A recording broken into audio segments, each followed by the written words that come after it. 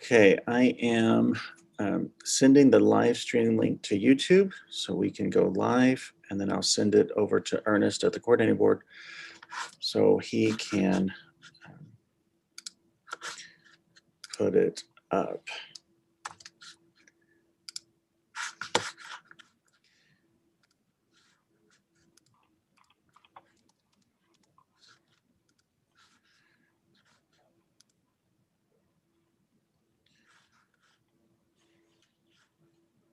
Okay, members, if you want to come back from being away on video and mic,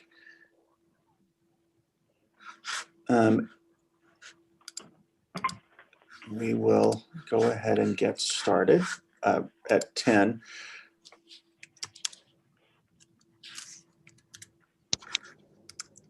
And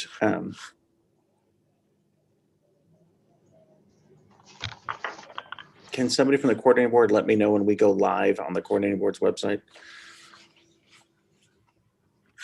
Yes.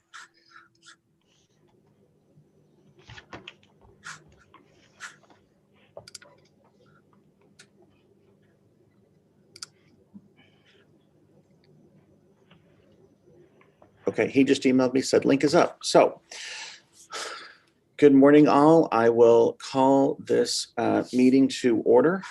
Thank you all for being here for our rescheduled February meeting of the LTAC committee with the coordinating board. We are live on the coordinating board's website, and so we will go ahead and get started. A couple of housekeeping thing, members, please remember to, and guests, please remember to keep your microphones off unless you're speaking so we can limit the background noise.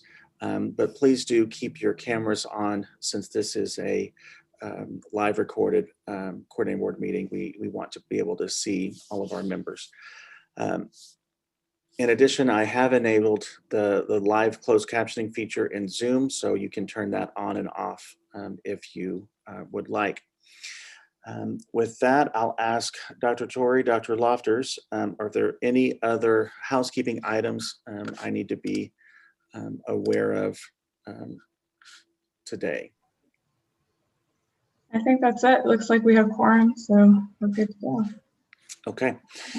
Thank you for that. I know a couple of members have to jump off for some meetings at noon, so we will work through our agenda as normal, go through the updates and proposal, doctoral proposal.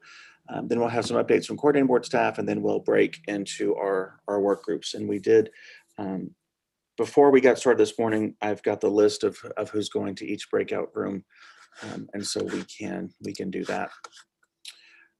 So with that, I will call us to order. I don't believe we have any new members today, but I believe, Kyla, didn't you say we have somebody standing in for someone? Is that correct? We were supposed to have someone standing in for Daniel Gonzalez, who has left his position at Alvin, but that person couldn't make it today. So we will. Okay. Okay. Perfect. Then we will move to item 2 on our agenda, which is the consideration of summary notes from the December 4th, 2020 meeting. Those were sent out via email with all the materials from today's meeting. So hopefully you've been able to see them and look through them. I'll ask if there are any changes, updates, or comments to be made to the summary minutes.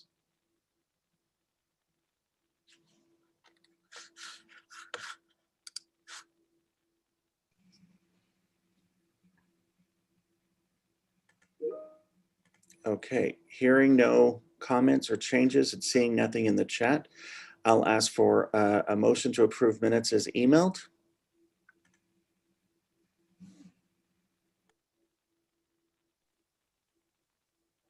Okay. This is Patrick. I move to approve the minutes. Okay, Patrick moves to approve. Aaron, I see in the chat you say motion, so I'll take that as the second. All those in favor, please signify by raising your hand in Zoom or typing I in the chat.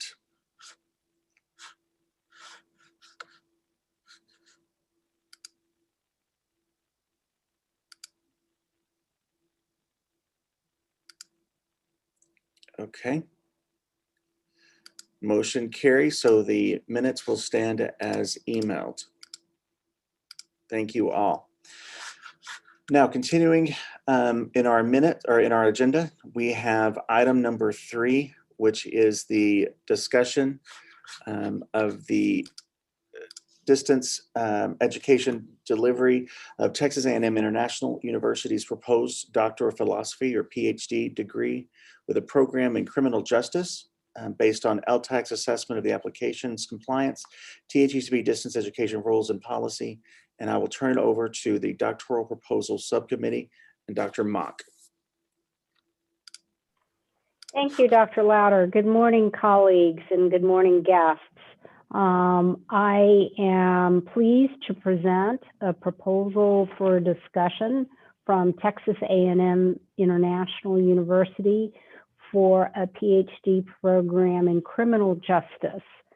This will be a postmaster's PhD program offered in a hybrid blended modality.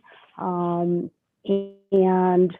it is, as I read the proposal, the second PhD that will be offered if approved at Texas A&M International University. They have experience in offering master's level distance education programs. Before we have broader conversation with the committee members, I'd like to introduce Dr. Claudia San Miguel, who is the Dean of the College of Arts and Sciences, Dr. Sean Madden, Chair of the Department of Social Sciences, and Dr. Pat Abrego, who is the Director of Instructional Technology and Distance Education. I'm not sure, Dr. San Manuel, whether you or Dr. Madden wanted to go first, but I invite our colleagues from TAMU to just give us a very high-level brief overview of your proposal. Thank you. Yes, thank you. Good morning to everyone. Thank you for allowing us to be in this meeting to explain a little bit about our program from the distance ed perspective. And Dr. Sean Madden, Chair of the department, will give a brief overview. Thanks. So effectively, the program is set up to be, again, a hybrid modality in terms of its delivery. The first semester will be completely in person. We do that to effectively build, relationships, bonds, research connections between the faculty and the students. So those first classes will be very critical in terms of that face-to-face connection to connect the students to the faculty and to the program as well. After the first semester, the program then goes completely online. It will be synchronous online. So there is that almost as close as we can get to the actual experience of being face-to-face in a classroom. But we will be using all the bells and whistles that are associated with Blackboard, which is our learning management system here at TAMU. And I'm sure Dr. Abrego will have more information about that later on. But effectively, the next 3 semesters or a year and a half will be completely online. And there's a wide variety of classes. This isn't a program designed just for practitioners. This is a PhD traditional type of program, with the exception of delivery, of course, that will be focused on research, statistics, theoretical development in criminal justice and criminological areas. And effectively, once they get through with their coursework, which is 49 hours for anybody that basically just has a master's degree, and I think it's 52 hours for somebody with a law degree, a JD, then they basically have 2 more levels that they have to complete before earning their PhD. The first level is basically, instead of doing a comprehensive final exam, we do a research portfolio, which effectively is designed to give the students experience with conducting independent research, or at least independent research with a faculty, mentorship, that will effectively result in, we're hoping, a couple of publications, or at least publishable type of manuscripts coming out of it, so that, again, when the student comes out of the program, hopefully in addition to any publications they've done with faculty, they'll have a couple of other projects that will be right for their vita. After they've completed the research portfolio, which basically should take about a year or a little bit more, depending on the productivity, of course. Then we go into the dissertation, and the dissertation will be a traditional dissertation where it is guided by, again, and both the research portfolio and the dissertation are overseen by an entire committee. They don't necessarily have to be the same committee, but they do have to have a committee overseeing them and a chair that's going to basically direct the line of inquiry. Once the dissertation's done, then obviously the committee will decide whether or not that's good for completion of the degree. So that's basically the structure of the program and how we'll be delivering it. In terms of the content and substance of the program, since Laredo, TAMU is in Laredo, and we're basically down on the border, heavy emphasis of the program is going to be not just on general criminal justice items and criminal justice areas that you would see in traditional programs, but there's going to be a heavy emphasis upon border-related issues in terms of criminal justice. Ideas like human trafficking, drug trafficking, immigration and crime, all hot topic issues, homeland security. These are going to be kind of the core pillars in terms of the substance of the program, in addition to all the statistical and research training that they're receiving on the other end. In terms of a brief overview, I think that's about as brief as I can be without going too much more into what the proposal already lets you all see. I'll just reiterate, a couple of things that Dr. Madden said is that the program itself, in terms of the structure, the content is quite traditional to many PhD criminal justice programs across the state and across the nation in terms of content and dissertation, research portfolio, and what have you. The only thing that's different is the modality. But I should say, in terms of the modality being, hybrid, online synchronous, is that TAMU has done a fantastic job with respect to, jumping on the bandwagon when it comes to online. We're very experienced in the online education world. We have over 200 classes that are QM'd here at TAMU. In fact, I think we lead the A&M system when it comes to QMing courses. Our master's program is completely online, and it's actually offered in online subterms, so in 7-week, format, although the PhD would be the traditional semester. And that program is thriving. We have an enrollment, at least this past fall semester, of 141 students, and that has not hindered, the faculty's ability to engage with students the ability to engage with faculty. They do thesis work, they publish manuscripts together, so the engagement with students and faculty still remain very, very high. And we have a very accomplished e-learning team, which I'm sure Dr. Pat Abrego, will tell you about. So in terms of us being able to handle it, we're quite confident and capable to do so.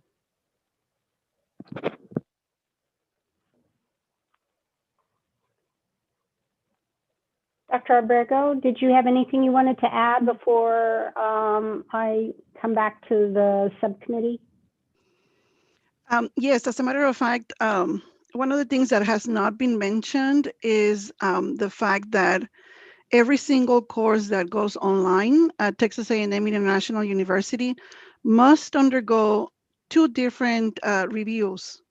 One is what we call an internal review, which it's a committee comprised of 3 individuals from the A&M system, not necessarily from our faculty. And then once it meets all 43 QM standards, then that same course goes for what we call official review. And QM, we have a long-standing relationship with QM. I think it's already been since 2011. So they take care of the official or external review. As far as professional development for our faculty members, they all go through the what we call the introductory course to QM, all the way to the actual QM peer review certification. And as a matter of fact, 2 of the faculty members that will be involved in this PhD program are QM reviewers. And so, and of course, we have all of the rest of the professional development sessions with respect to Blackboard and other third-party applications. Those of you that are in the committee that reviewed our proposal, you will notice that all assessments require proctoring. And so we have a partnership with Examity and with Respondas Monitor. that's pretty much it. I think those are the only things that I wanted to mention at this time, unless the committee has any other questions. Thank you so much, our colleagues at TAMU. So I do have one question that came up in our internal discussion at the subcommittee level, and that was just to understand there's a reference in your proposal, and I recognize you start these proposals much earlier on in the process, but there's a reference to using Skype as a connectivity tool. Can you just update us on where you are in terms of a replacement tool? Yes, thank you for that, mentioning that. Yes, we do have Blackboard Collaborate, and that will be our number one way of synchronously connecting with our students. And then the other one is WebEx. Terrific, thank you. Let me turn to my colleagues on the subcommittee to ask any questions of our guests and see if there's anyone who has a question or a comment.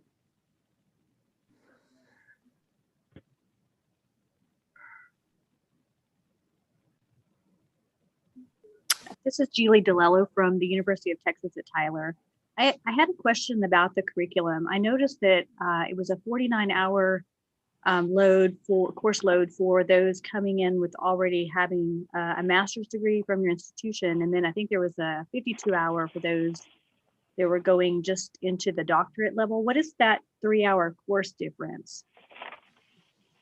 The that difference is actually it's for those with a master's degree and those with a JD. The extra 3 hours have to do with basically a stats class to make sure that the people with legal training get that extra kind of remedial class so that they're ready to roll into a doctoral level stats class. That's what it is. Okay, thank you. Welcome. Any other questions from members of the committee? Yeah, this is Dr. Chisholm from SHSU. What does student support look like from a technical perspective?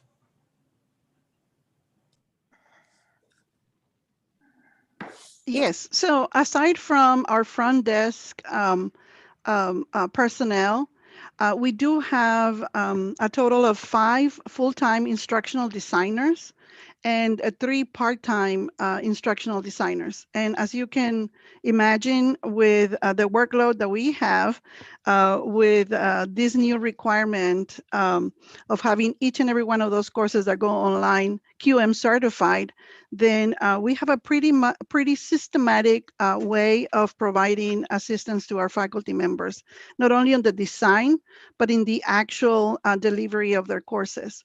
Now, with that being said, we do have one of the team members always on call on weekends. And of course, if the ticket escalates to another level, then the rest of the committee members would reply to any of those inquiries. We have an application called EasySoft, which provides a self-help help desk support for our faculty and students, especially during those times of the day where we don't have a person answering the calls or the emails. I hope that answers your question. Yes, is the person on call going to be available to the students? I think I'm mostly interested in what student support looks like after hours on the weekend. I can imagine that there are going to be students that will be completing this type of program, even though they're already working in the field. So they may not necessarily complete the program during traditional office hours of Monday through Friday, 9 to 5. So the question is mostly, I know that how you support the faculty, I think that's very clear, but it's mostly a question is, will there be a ready help for students after hours, nights and weekends? Yeah. That is correct. So the person on call is just the point person, and that is for faculty and students. And I can attest to that. We like in, any case, we do have some technical difficulties with online classes, and I can attest to the fact that the e-learning team is on call 24/7. You know, even if it's not that just one point person, but other people chime in, and they will go out of their way, even helping the student 3 or 4 times via email, calling them on the phone, doing some type of either remote connection or doing some type of Zoom live session to make sure that the students either log in or fix the technical issues with Respondus or anything that they have a problem with. But our e-learning team is very responsive to that. Okay, thank you both. Can I also just say real quick, in a lot of cases, obviously there's technical issues every so often that pop up, but most of the things that the students run into that I've seen in terms of the master's program are usually pretty basic things. And the faculty actually end up acting as the point people on that 9 times out of 10, from my experience being here about a year and a half, 2 years now. So a lot of that's taken care of at the faculty level, and the faculty are generally on call all weekend, you know, checking emails and doing their work. So, I mean, a lot of that's taken care of before it ever gets to our IT department. Thank you.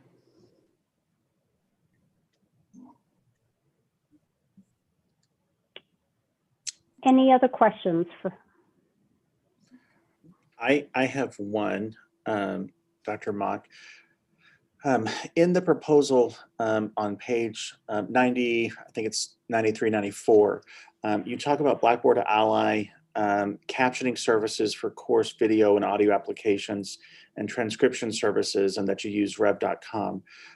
So I'm wondering, are you planning to do live captioning of your synchronous sessions, or is this recorded captioning added after the recording so students can look at these videos after the fact? Yes, really good questions and I'm sure that everybody's on the same boat when I say that unfortunately we don't provide live captioning at this moment, but we do have Echo 360, which is our lecture capture application, who has gone above and beyond to provide you know, the captions as soon as the recording ends. And so sometimes the processing takes about 30 to 45 minutes for that to be available. But yeah, that's definitely in the horizon for us to provide live captioning. Yeah. Now, when we do have a student that has special accommodations, then we do partner with a captioning service that provides that live service. Yeah. So then the synchronous videos, Pat, what you're saying is if a student misses their synchronous time, they will still be able to get the video after the fact. Yes, definitely. Okay. So every single classroom at the university, and I wouldn't have been able to say that before last year, okay? But now every single classroom at TAMU has the capability of delivering their classes or broadcasting their classes live. And so as soon as that video is, or that lecture ends, then you know, the processing time, depending on how long it takes, like I said, usually 30 to 45 minutes, then those captions are available. And we have already trained our faculty to make that connection between Echo and Blackboard. So there isn't absolutely nothing that they have to do, but just to stand there, do the lecture, and then automatically that capture will go into their LMS core shell. Mm-hmm. Thank you. You know, since we deal with this every day, I'm assuming that, you know, you all know what we do, but, you know, thank you for those questions and clarifications. I have a question. Go ahead. Good morning. This may have been mentioned or alluded to, but I know that you stated your relationship with Quality Matters and you know, using those standards for your program.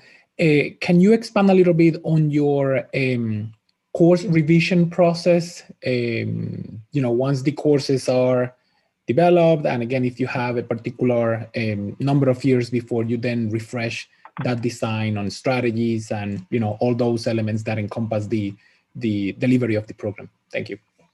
Oh yes, most definitely. So when we create or when faculty develops the materials for a course, That course is available to any adjunct faculty that comes in to teach that same course.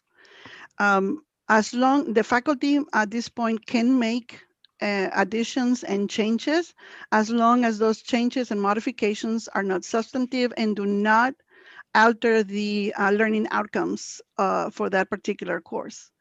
And so in essence, at the end of that semester, what we do is we revisit some of those changes that were made. And then if there is a need to recertify that course, we will send it back to QM for recertification.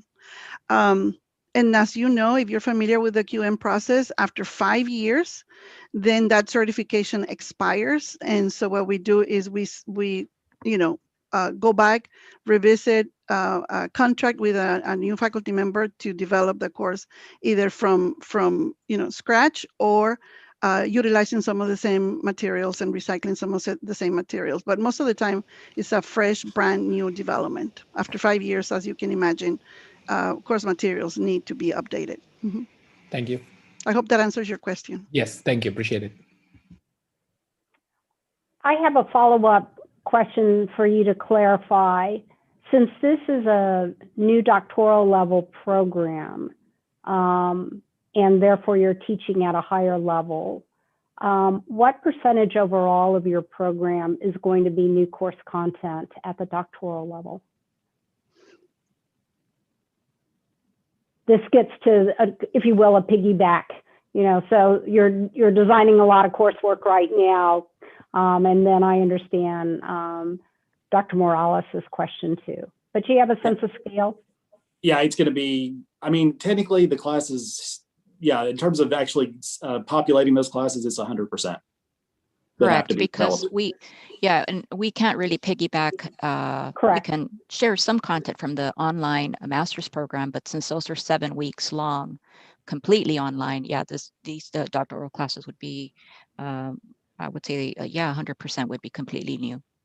Okay. And Dr. Mock, if I may, the faculty members that will be assigned to this program, they've all already been QM certified.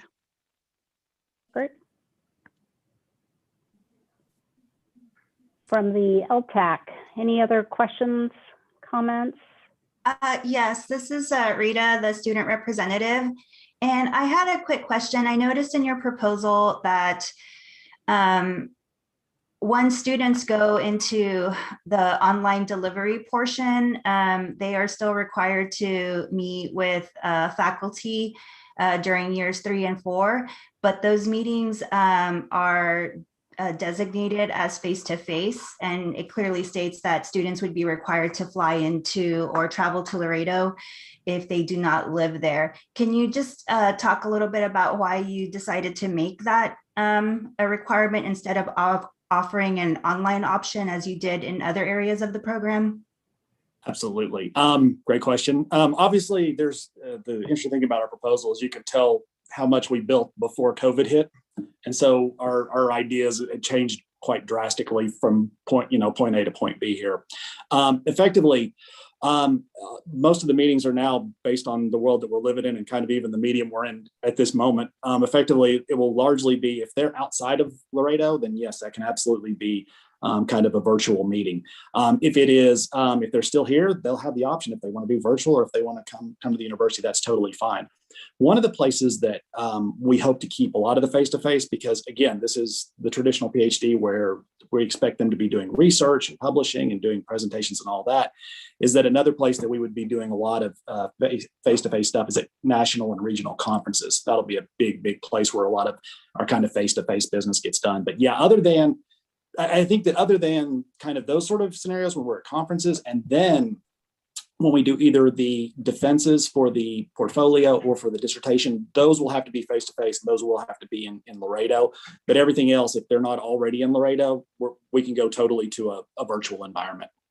And we will look to fund those students that live, outside of Laredo or out of state. We'll fund their trip here. But yeah, that was written way before, the pandemic hit, but also we greatly took into consideration the external reviewer comments and during our virtual site visit, what the reviewer said. So really, I think the only requirement will be for them to defend dissertation face to face, but we'll look for to fund their trip here. Thank you.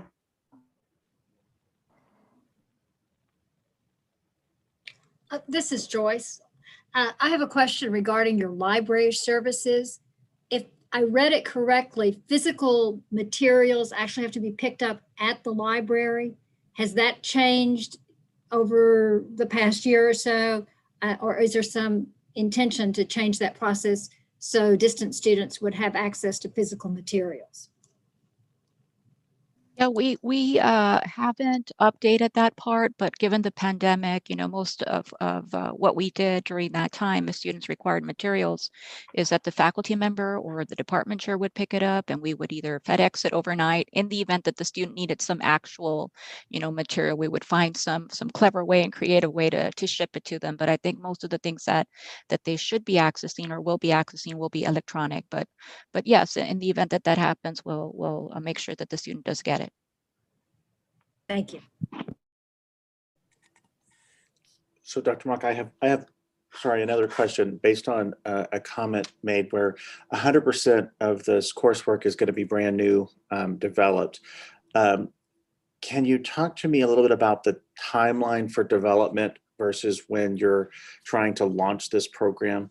Are faculty developing classes as they're teaching them, or what do you see there? I mean, I imagine the faculty you've mentioned, the core faculty on table 16 and then table 17, they're probably already carrying I would imagine, a full load. So is course development on top of that, or how are you planning to do that?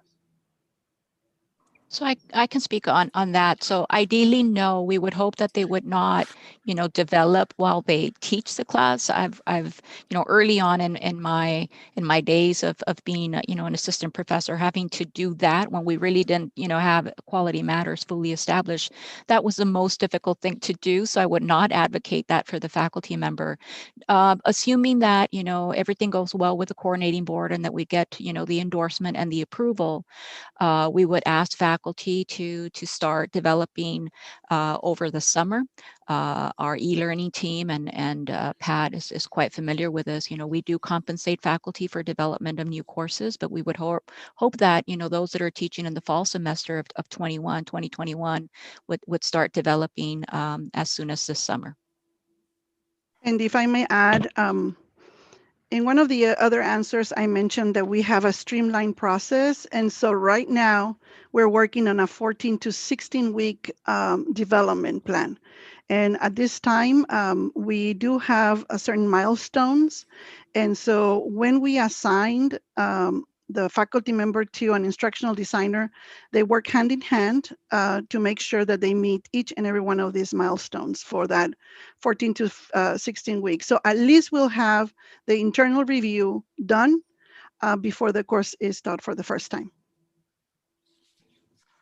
And I would also add that effectively, in terms of the classes, because it's a complete startup, there's going to be no more than 3 classes that are basically being started every semester for the first couple of years. And then basically by year 3, when we're starting to get into the portfolios, and then year 4 or 5, when we get into dissertations, it's going to be a naturally rolling thing where, faculty will have probably about a 1 class prep a year, not a semester. Each one will probably be doing about 1 a year from the way that I was kind of calculating it out. So. Hi, this is Dr. Wan here. I just have a follow-up question regarding the previous one. You mentioned that all the program going to be virtual except the last defense going to be on campus. So is this mainly out of formality, or there are some other restriction that has to be defense on campus?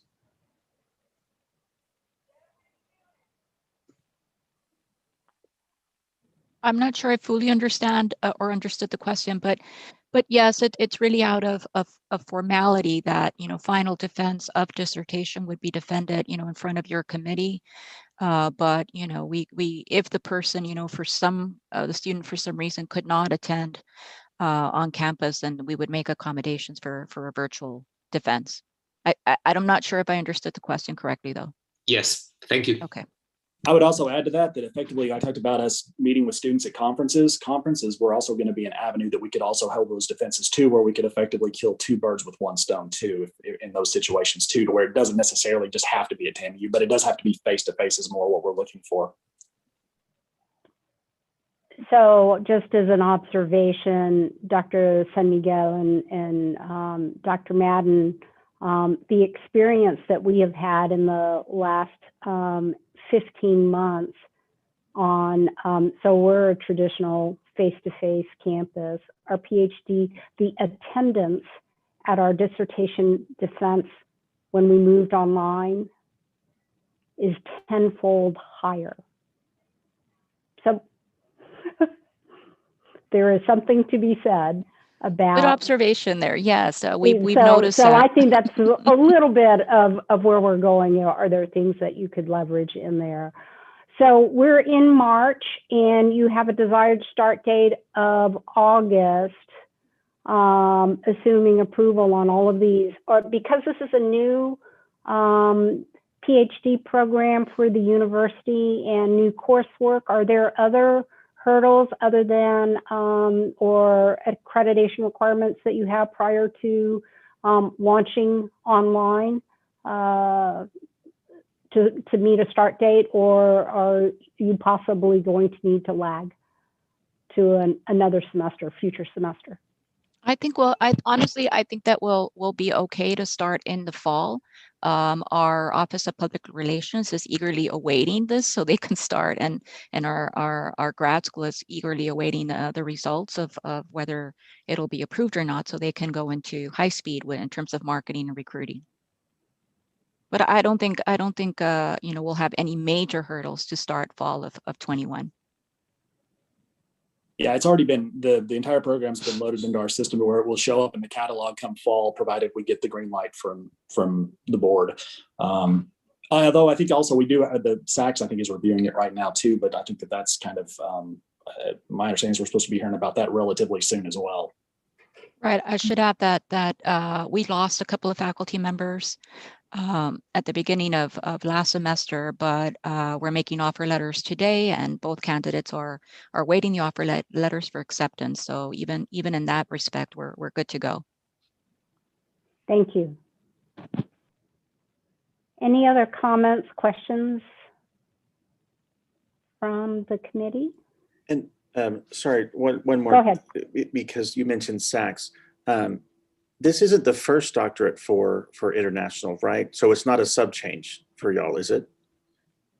Don't you already have a doctorate? We have a doctorate in the School of Business, and then we have a joint PhD with A&M College Station in Hispanic Studies.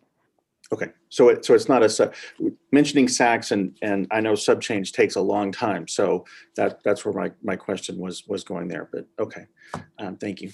I don't have any other questions, Dr. Mock. Dr. Louder, they may not need a level change in terms of a substantive change for their own university. They need to decide whether this is a significant departure because of new coursework. That's a different category of a sub change. So that's for the university to determine. But, all right, any other questions, comments from the group?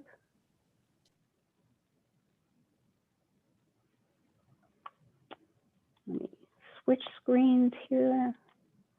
Seeing none, not seeing anything in the chat. Dr. Louder, after discussion at the doctoral subcommittee, we favorably recommend this proposal from Texas A&M International University be approved by the full LTAC. Thank you. Thank you, Dr. Mock, and thank you for the work that your committee and the members of the committee did to review this, and our colleagues at A&M International. Thank you for being here today and listening and answering our questions. We now will move to item 4 on our agenda, which is the consideration of recommendation for approval of the distance education delivery of Texas A&M International University's proposed Doctor of Philosophy or PhD degree with a program in criminal justice. based on LTAC's assessment of the application's compliance with THECB distance education rules and policy. This is coming before the full LTAC from a subcommittee, so we take that as the motion. And so I was reminded that we cannot use the chat for voting. So I do need you to either physically raise your hand or use the Zoom reaction hand on your screen to vote. But before I do that, Dr. Torrey, will that work? Yes, that'll be great. Thank you. Okay. Okay. Any further discussion of this proposed PhD program? Okay, as I said, it's coming to us from a committee, so that we will serve as our motion. And I will ask for a vote from the committee. Please, once again, raise your hand to approve this PhD program or use the Zoom hand feature.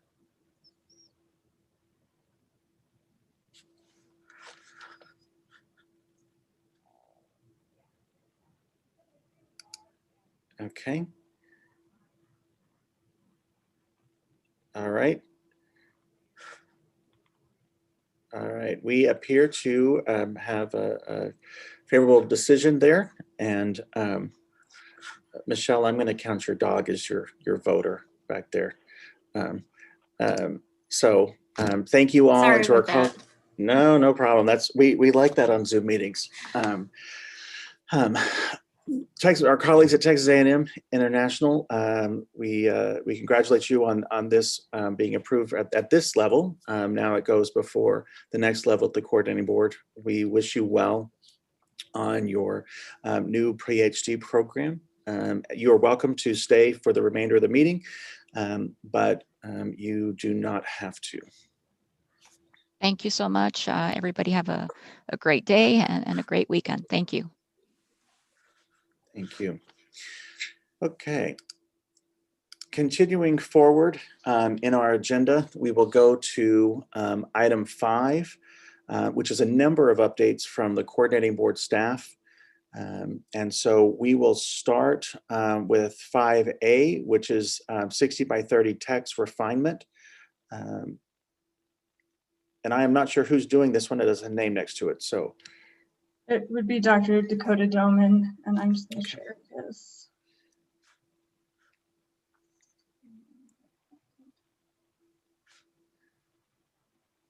So I need to give him screen share, Kyla. Do you mind? Yes, I have Yeah. it, but I don't see it showing up here. Sure. Okay, Dakota, I have given you screen share ability, so you can share your PowerPoint.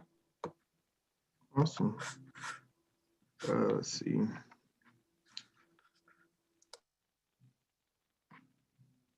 You all. There we go. Okay, can you all see that? Professor Lauder, yes, can you sir. see that? Awesome. Good morning. Good morning. My name is Dakota Doman. I serve as the Senior Director for Strategy and Policy here at the Coordinating Board, where I work specifically on matters of academic affairs and workforce education, along with college readiness and success, and digital learning, of course. And just in that capacity, I also serve on the internal working group for the 60 by 30 text refinement. I'm sure you all are very familiar with our 60 by 30 plan. If I was to quiz you all, I am fairly confident that you all would be able to tell me and your colleagues what those goals were. But just in case, I will elaborate on our original goals, which were contemplated and introduced to the Texas higher education landscape in 2015. We had 4 goals. The first goal was a overarching state attainment goal, which was that 60% of our young working population between the ages of 25 and 34 would attain some type of post-secondary credential by way of an associate's degree, a certificate, a bachelor's, and we were even going to include the master's degrees within that as well. The second goal was a completion goal that said in the year 2030, we want 550,000 Texans to complete a post-secondary credential within that specific given year, which was the last year, of course, of the strategic plan. The third goal was a student debt goal, in which we wanted graduates who had student debt. We didn't want that debt to be over 60% of their first year wages.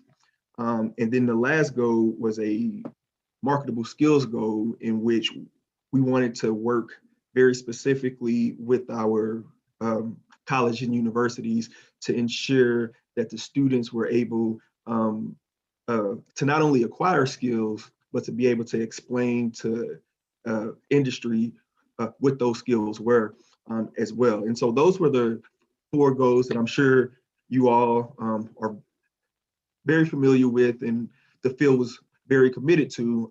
And our hope is that the field will continue to be committed to the refined goals. Now, just want to warn you all that these are not finalized goals. We are still in a process of fine tuning these goals. And I'm sure if you have not already had an opportunity to partake in a listening session, you will have that opportunity later in the spring and early summer as well. And so I just want to make sure that you all understand that there's still time to have input in these goals. But the coordinating board, in conjunction with the Texas Higher Education Foundation Board, entered into a partnership to kind of take a closer look at these goals to see, were these still the goals that were needed in the state at this particular time? 6 years have went by, and as we all know, particularly in digital learning, okay, but in higher education in general, 6 years can be a long time, right? And so we wanted to take a look at these goals to make sure that we were still on track to serve the students and the communities of Texas. And with that, we were proposing a refinement of those particular goals. And so we still have 4 goals, and each is just a slight tweak from its predecessor in a sense.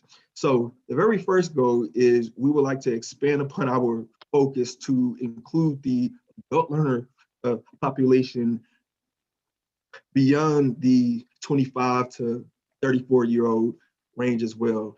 As we know, we still have a older working population that is in need of reskilling and upskilling as well. And so we figured it would be very appropriate to expand upon our reach from just 25 to 34-year-olds, but to include the entire working adult population as well. The second thing we wanted to focus on was leveraging and accelerating innovation as well. The first 60 by 30 plan was rather silent on research and development. And as we know, with the challenges posed by COVID-19, there's a great need, to ensure that our institutions and students and faculty and researchers are given the opportunity to use data and technology to further their research agendas as well. And so the coordinating board, would like to be very collaborative in that space. The third thing is to prioritize the high value credentials and make sure that they align with workforce needs. When I told you all about the original goals, we were just saying any post-secondary credential in terms of a certificate or associates or a bachelor's and a master's. And we know that not all credentials have the same value in the labor market. And so what we want to do is make sure that we are placing a prioritization on those high value credentials to ensure that Texans are able to compete in the workforce. And then the last thing is to ensure that all Texans have equal access to the tools and resource to promote that educational attainment that we were designing. So those are the 4 refined goals. And in terms of the timeline, at the beginning of the year through March, actually, because we just had one earlier this week, we hosted 9 virtual regional listening tours. And all of these listening tours were co-hosted by universities and community colleges. And so if you did not have a chance to participate directly in the listening tour, I would think that a colleague of yours perhaps had that opportunity. But if not, we're going to have 2 larger convenings here at the end of the spring and at the beginning of the summer as well. Our July quarterly board meeting is going to be the board meeting in which we're trying to propose to the board to approve upon the new 60 by 30 text plan. Okay, so we still have a couple months to gather and consider key external stakeholder input as well. And so that is the process that I wanted to inform you all about. And I will turn it back over to Justin at this time. Thank you, Dakota.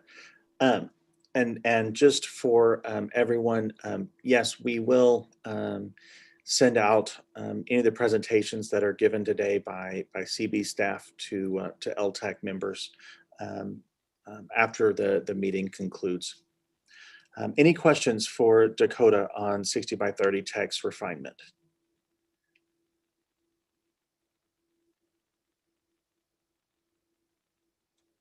Okay, hearing none, we will go now to updates on SB 25.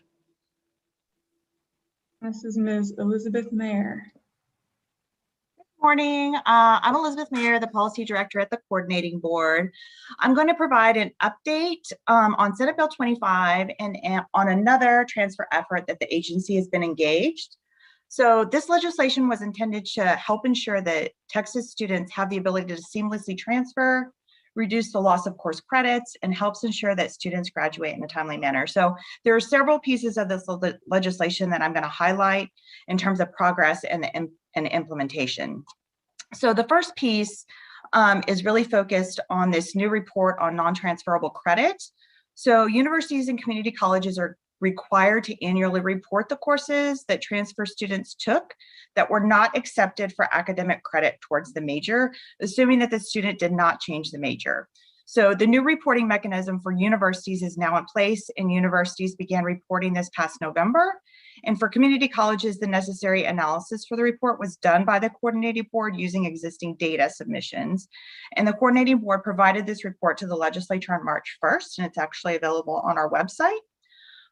So another piece is related to degree programs. So in order to provide students with a better understanding of what their options are in pursuing their chosen degree program, Senate Bill 25 made some changes to the Common App.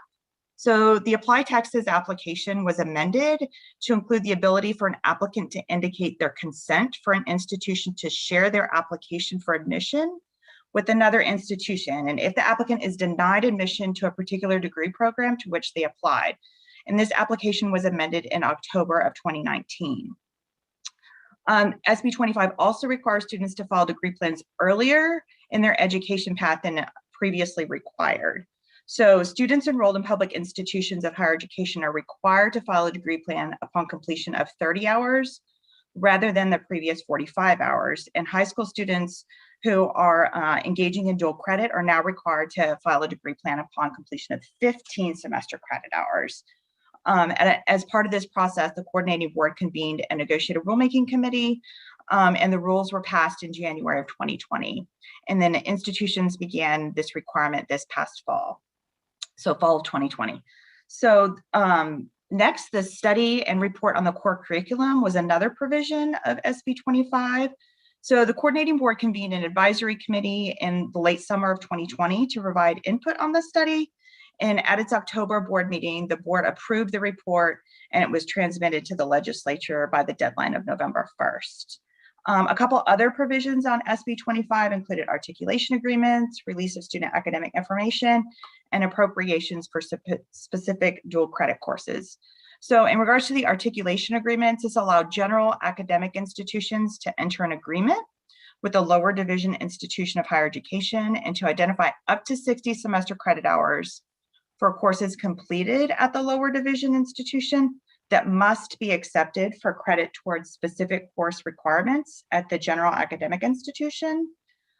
In terms of course credit transfer authorizes an institution of higher ed or a school district to release student information to another institution of higher education for purposes of transferring course credit or awarding course credit in accordance with federal privacy laws. So student data may also be shared through an electronic data sharing and exchange platform operated by an agent of the institution or district that meets nationally accepted standards, conventions, and practices. And then the appropriation for specific dual credit courses. So now semester credit hours for dual credit courses offered by institutions of higher education providing course credit in a field of study or a program of study curriculum are now authorized to receive funding.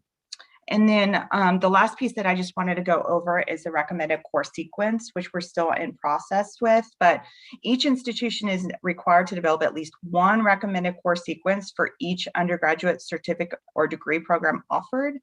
So beginning in fall 2021, institutions will begin reporting and publishing recommended course sequences.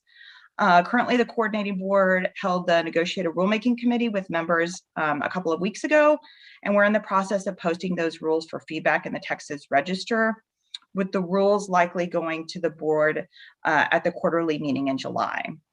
In addition to the rulemaking effort, we're also working on finalizing a template that will be used to submit this information and anticipate sending this out to institutions sometime in April.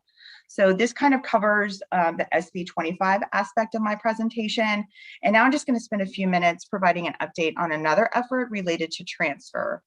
So in building on SB 25, Commissioner Keller brought a transfer work group together that really spent time studying and thinking through transfer. So the Improving Transfer in Texas work group was comprised of an equal number of representatives from both community colleges and universities and was supported by agency staff. So the work group met weekly and they met more than 20 times beginning last April. I just want to point out that the work group was really committed to shared responsibility, transparency, buy-in, and accountability. And the work group members were sincerely committed to improving transfer. So from their work, the proposed rules were developed to provide an improved approach to the field of study work previously done. And those efforts and the recommendations of the transfer work group culminated in the proposed rules that were actually presented and adopted by the board on March the 12th. And so I'm just going to quickly go over some of the components of those rules and what things have kind of shifted. So the proposed field of study curriculum has 3 components now. So the first component are the selected discipline-specific Texas core curriculum courses, which will have an unspecified number of hours because the hours will actually be determined based upon the recommendation of the discipline-specific subcommittee, which I'll get to shortly. And these will include only those courses relevant for the major course of study.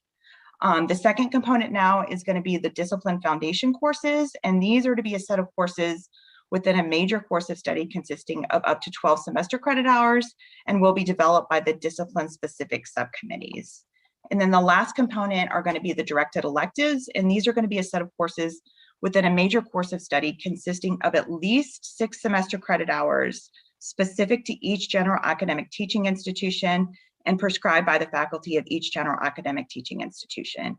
And so I just want to note that the directed electives will be submitted to the coordinating board by each receiving university, and many include lower division courses critical for student success in that major. And so based upon the recommendation of the work group, a new governance structure is established in the proposed rules. The Texas Transfer Advisory Committee, or THECB, will advise the commissioner on the field of study curriculum, and they will oversee the development of this new field of study curriculum using the expertise of those who are on the discipline-specific subcommittees.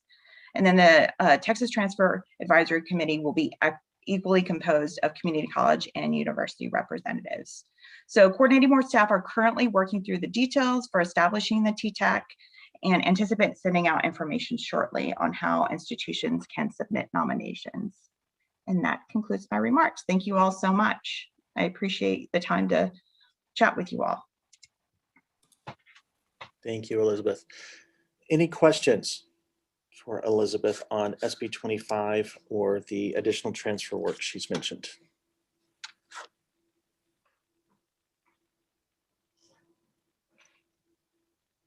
Okay, hearing none, we will now go to 5C, which is state authorization reciprocity agreement updates, or SARA updates. So I believe that is Jessica. Yeah, good morning. It's great to see everybody.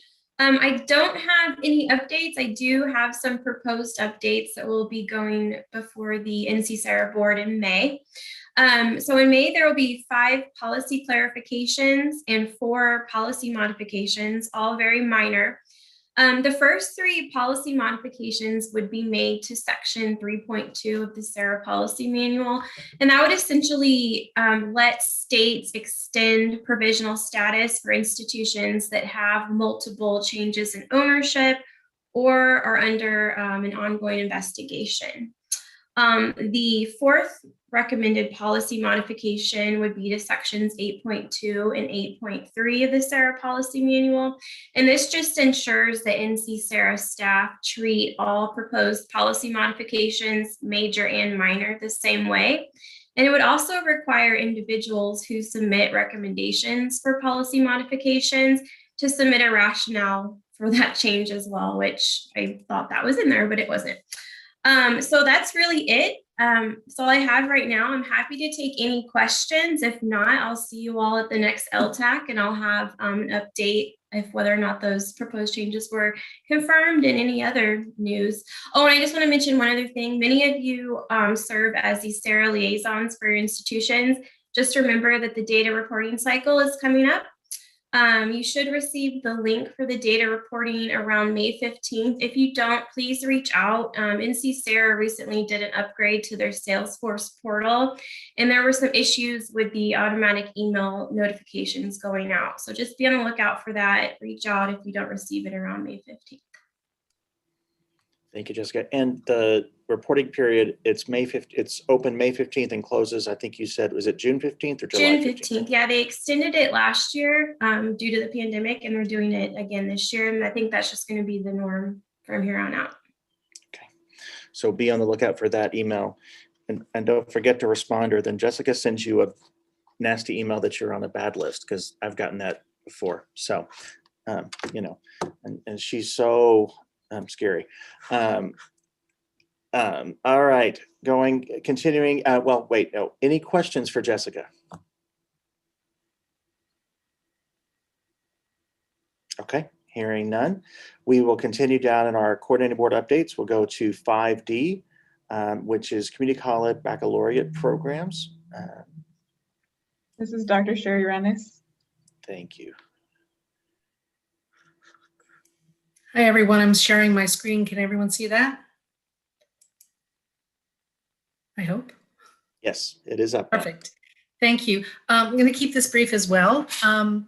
What you're seeing before you is the current up-to-date list of applied baccalaureate programs that have been approved by THECB, primarily the majority of them since 2017.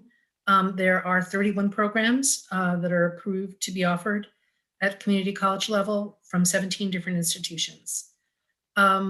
There have been no applications, and there currently are no applications pending from institutions. We're anticipating that there will be several in the next coming months. There's really nothing to report in terms of this being new or old for LTAC. You all saw the same list last time we talked together. What I will say is there is some interest during this legislative session on changing the statutes affording opportunities to public junior colleges to offer these degrees. The one with the most energy potentially, though none of these have been heard in committee yet, is one that would expand the number of allowable baccalaureate programs that public junior colleges can offer. Currently, the limit is 3 per institution or district. And I think what's on the table is potentially moving that to as many as 5 per institution and district. That caveat is, though, the 4 institutions that had offered public junior college, 4 public junior colleges that had offered baccalaureate degrees from about 15 to 16 years ago, part of the pilot program, are already allowed 5. So the amendment would simply allow all public junior colleges to have up to 5 programs. And as I said, it's not been heard in committee yet. There are a number of other proposals on the table through the session, but we'll just have to see how that works out. And that's basically my remarks. Thank you, Sherry. Any questions?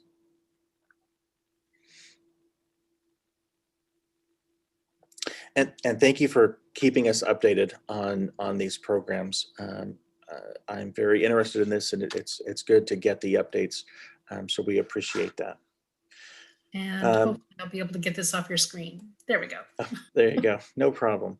All right, we will go now to 5E, which is a legislative update. For Mr. John Wyatt. Good morning. I appreciate y'all giving me time to give you just a quick update on where things stand in terms of the legislative session. We are now over halfway through the legislative session. As you may know, the session starts in January of each odd-numbered year and runs through the end of May. I think it's safe to say that this session has been unlike any session that I've seen before. The pace of session is very different than what we've been used to, largely due to obviously the protocols that have been put in place in regards to COVID. So it's been a little different, but the legislature still has important work that they need to do. So in terms of that work, the big focus in the early runnings of the session has been the budget.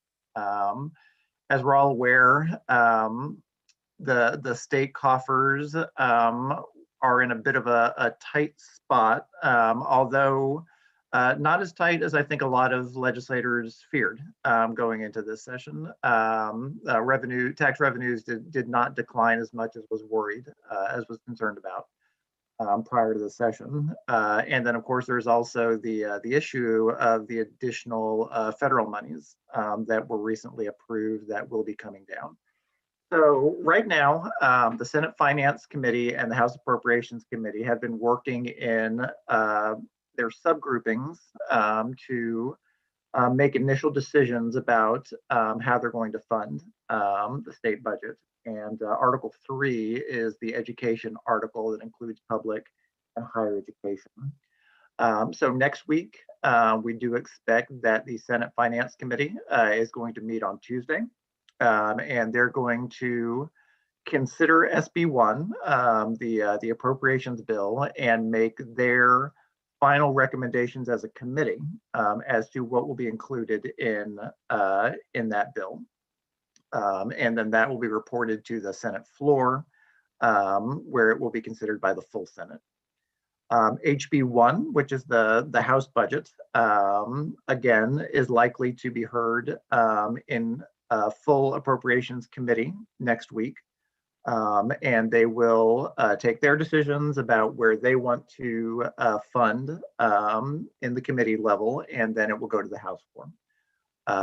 Those 2 bills will have to be resolved once they've passed the 2 chambers, and then the budget has to be completed into the governor by May 31st. So I think next week we'll see, get some visibility on where the legislature is in terms of a lot of these funding decisions. The other aspect of the session is the more policy bills. So legislature's been a little slower to get started with some of their committee work, again, because of the necessary protocols that are in place due to COVID. but they are underway. So the Senate Higher Education Committee had their first hearing this past week. The Education Committee had their second hearing this past week to consider bills that they're going to advance. So far, it's just been a few bills that have gotten a hearing, but I do expect that pace to pick up, and probably for the next 4 to 5 weeks, those committees are going to be focused on hearing and voting out legislation. The House Higher Education Committee has established Thursday mornings as their hearing day. Senate Higher Education is meeting on Wednesday mornings. So that's something you might want to tune into to see which bills are being heard in any given week. And then going forward, so the filing deadline has passed. So all of the bills that are going to be considered by the legislature, or have the possibility to be considered, are in the hopper. Now, that does not preclude amendments and other efforts to add language to a bill that's moving. But hopefully we at least have a sense of the universe of legislation that's out there. And then again, we've got a little over 2 months and a week in which all of this has to be passed and sent to the governor for his signature. So that's just a very broad 50,000 foot overview of where things stand with the legislature.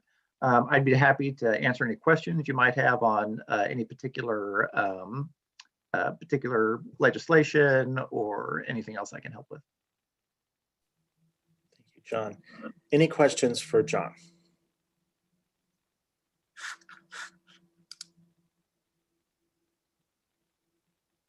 Okay, hearing none. Thank you, sir. We will continue in our agenda and now to item 5F, which is digital learning. I believe that is Dr. Torrey. That's me. So I'm going to talk a little bit and just give some updates about where we are with the new Division of Digital Learning. And then in our next agenda item, Dr. Singh will give us a view of the strategy and what lies ahead. So let me share my screen here. Okay. So I'll give you just an overview of the current initiatives at the coordinating board. We have grants. They are both OER grants that are ongoing. We have the OER text repository and the community that's being built around that. And then we have a number of partnerships and various projects going on with those partners that I will discuss. First, the state-funded OER course grants. I've talked to you all about these many times before, but the first round of these was in 2018. We awarded $152,000. The data that we're starting to get back is that over $300,000 was saved by students just in the first semester of implementation of these grants. So we're very pleased about that, and we look forward to getting more data and seeing how that moves forward. And then in October of 2020, $208,620 was awarded, and so we'll be moving forward with those and seeing where we go. We're hopeful that the legislature will agree to additional funding for these grants, but of course we won't do that for a little bit yet. We also have ongoing gear-funded grants. So I'm sure you all know that the coordinating board was awarded about $175 million in the governor's emergency education relief funding. The vast majority of that is going towards direct student support, but a portion is going to online learning projects. And so one of those projects is OER course grants, and you'll see there are two different types of grants: development grants for creating new OER, and those are the larger grants, and we have implementation grants for implementing existing OER in courses, and those are the $5,000 grants. For this particular grant program, the materials are to be developed for online delivery. And we focused on Texas core curriculum courses, co-requisite courses, and then workforce courses with priority to those in high value fields. So the application period for this particular grant closed the end of January.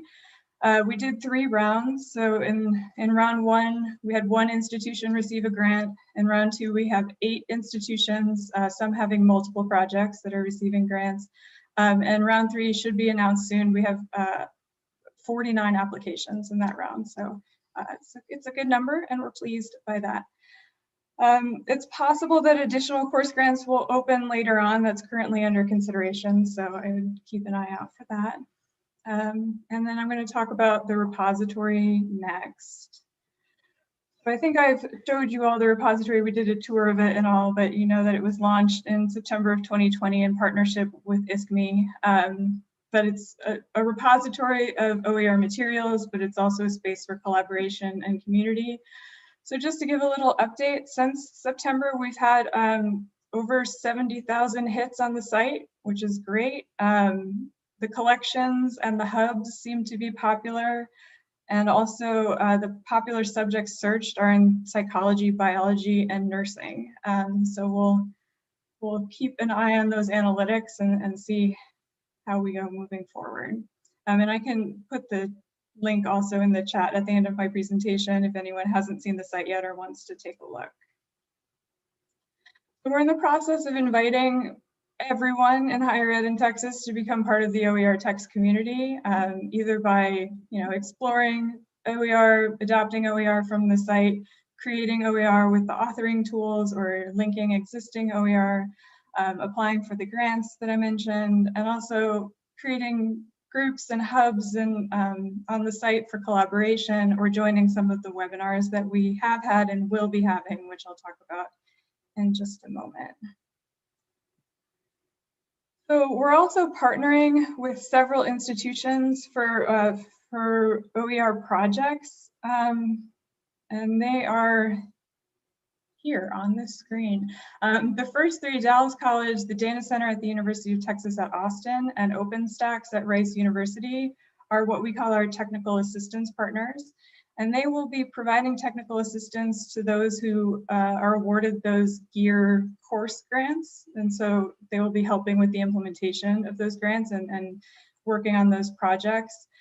We'll also be, with OpenStax, having what we're tentatively calling OER Text Fest, which is kind of a creator fest or creator space conference where we will be having educational sessions as well as workshopping sessions for OER projects. With ISKME, of course, we did the OER text repository, but we will also be having an upcoming OER Elements Academy, which will be a series of 3 sessions and where we will talk about sort of the core elements of OER. What is OER? How do you use it? How do you remix? How do you author? How do you use the licenses? That sort of thing. So look for that coming up summer of this year, probably starting in May. With ISKME and Digitex, which is the Community College Consortium, we are doing a second iteration of the landscape survey that we did a couple of years ago. So looking at the landscape of OER use and adoption in Texas. That link went out, all the days run together, but I believe it was last week. And the due date for that survey response is April 2nd. So it went out to all of the chief academic officers and chief instructional officers, excuse me. And so if you haven't seen it and you're involved in OER at your campus, look for that. And then a couple of weeks ago, we had Open Texas, which was a OER or Open Education Conference in partnership with Digitex and the Texas Digital Library. And for that, we had 1,100 registrants. So we were very pleased at the amount of interest that there seems to be in OER and digital learning projects in the state.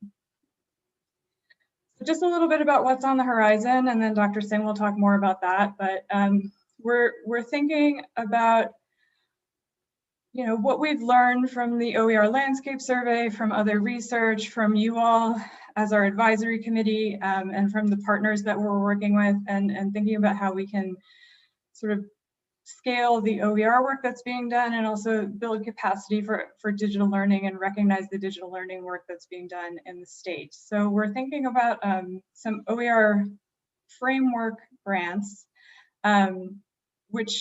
so the landscape survey has really told us that there's a need for understanding of OER in the state and the need to build capacity to sustain OER work at the institutions.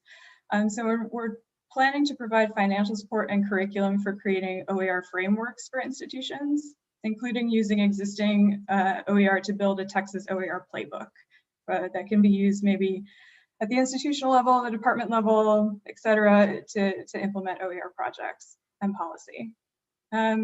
Digital learning capacity building support. So we're thinking of hoping to meet institutions where they are to build and scale the digital learning work that's being done. This will include building capacity not only for faculty, but also for supports at the institution, like instructional design, centers for faculty excellence, and libraries.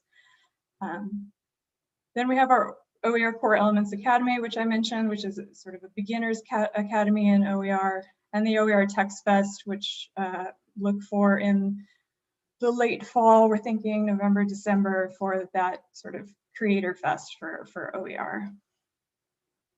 So there's the link for the OER Text Repository and for the OER Gear Grant Program if you're interested in that moving forward.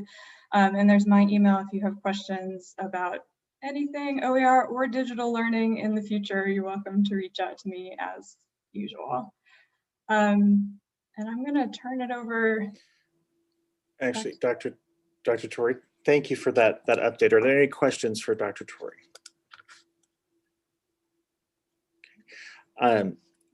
Before moving to item 6, we've all been sitting here for a little while, so I am going to propose that we take a 10-minute break, if that is okay with the committee, so that we can stretch our legs. So we will jump back into the meeting in 10 minutes, which would be 11:29. So we will go on break until then. Committee members, you're welcome to turn off your cameras and microphones, and we'll put a slide up on the screen. So we're on break until 11:29.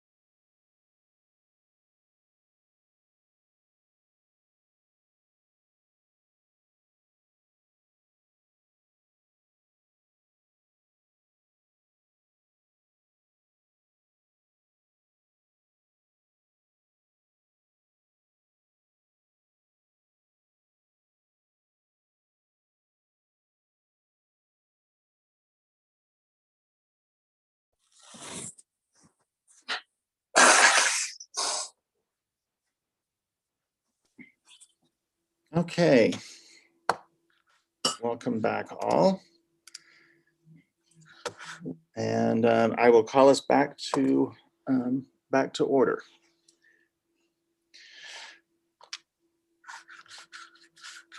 So we will continue with our agenda. And now we will go to item 6 in our agenda, and that's an update from Dr. Singh on the Division of Digital Learning. Good morning, everyone, and I hope that you all are doing well. So far, the meeting has been great. So thank you so much again for the work that you do and the dedication that you have for LTAC and your commitment to make sure that we can do what is in the best interest of digital learning moving forward. So as Dr. Lauder mentioned, I am Michelle Singh. I am the Assistant Commissioner for the Division of Digital Learning, and I am very proud to say it is the newest division underneath the Coordinating Board, established November 2020. So what I want to do today is talk a little bit about what we are starting to form as the vision and the strategy for the DLD, making sure that it represents the work that we do collectively and the vision that we have to set the pace for higher education in this new, better normal as we move forward. So the mission of the Division of Digital Learning is to provide leadership and advocacy for digital learning in higher education and promote, sustain, and advance a quality digital learner experience, positioning Texas as a world leader and resulting in globally competitive, digitally proficient citizens. And I hope all of you can see yourselves in that mission statement. We have a small but mighty team in the Division of Digital Learning. As I mentioned, I am the lead of the division, but I am joined by an amazing powerhouse of professionals. Dr. Kyla Torre, you are familiar with and work really well with as a liaison for the Coordinating Board for LTAC. But we're also joined by 2 program specialists that are new additions to the team, Dr. Marianne Maddox and Dr. Liz Tolman. And our team is rounded out by Miss Amy Zandy, who is our executive assistant. So now that you know our mission statement, you're probably still asking, so what exactly is the Division of Digital Learning going to be doing for us? What role are they going to supply? And I think the best way of talking about this is looking at it from a lived experience that we all had.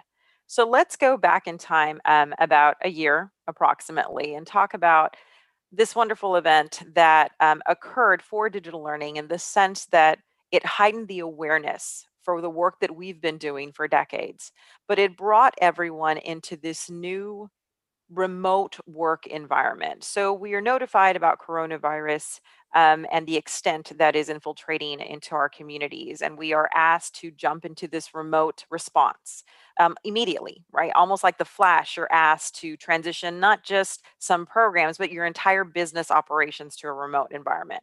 And of course, you're able to do that flawlessly, right? I mean, we have all the resources that we need. We made sure that that was just a very easy transition. Some of you are looking at me very perplexed and thinking, what world do you live in? Maybe you do live in a virtual world that is non-existent.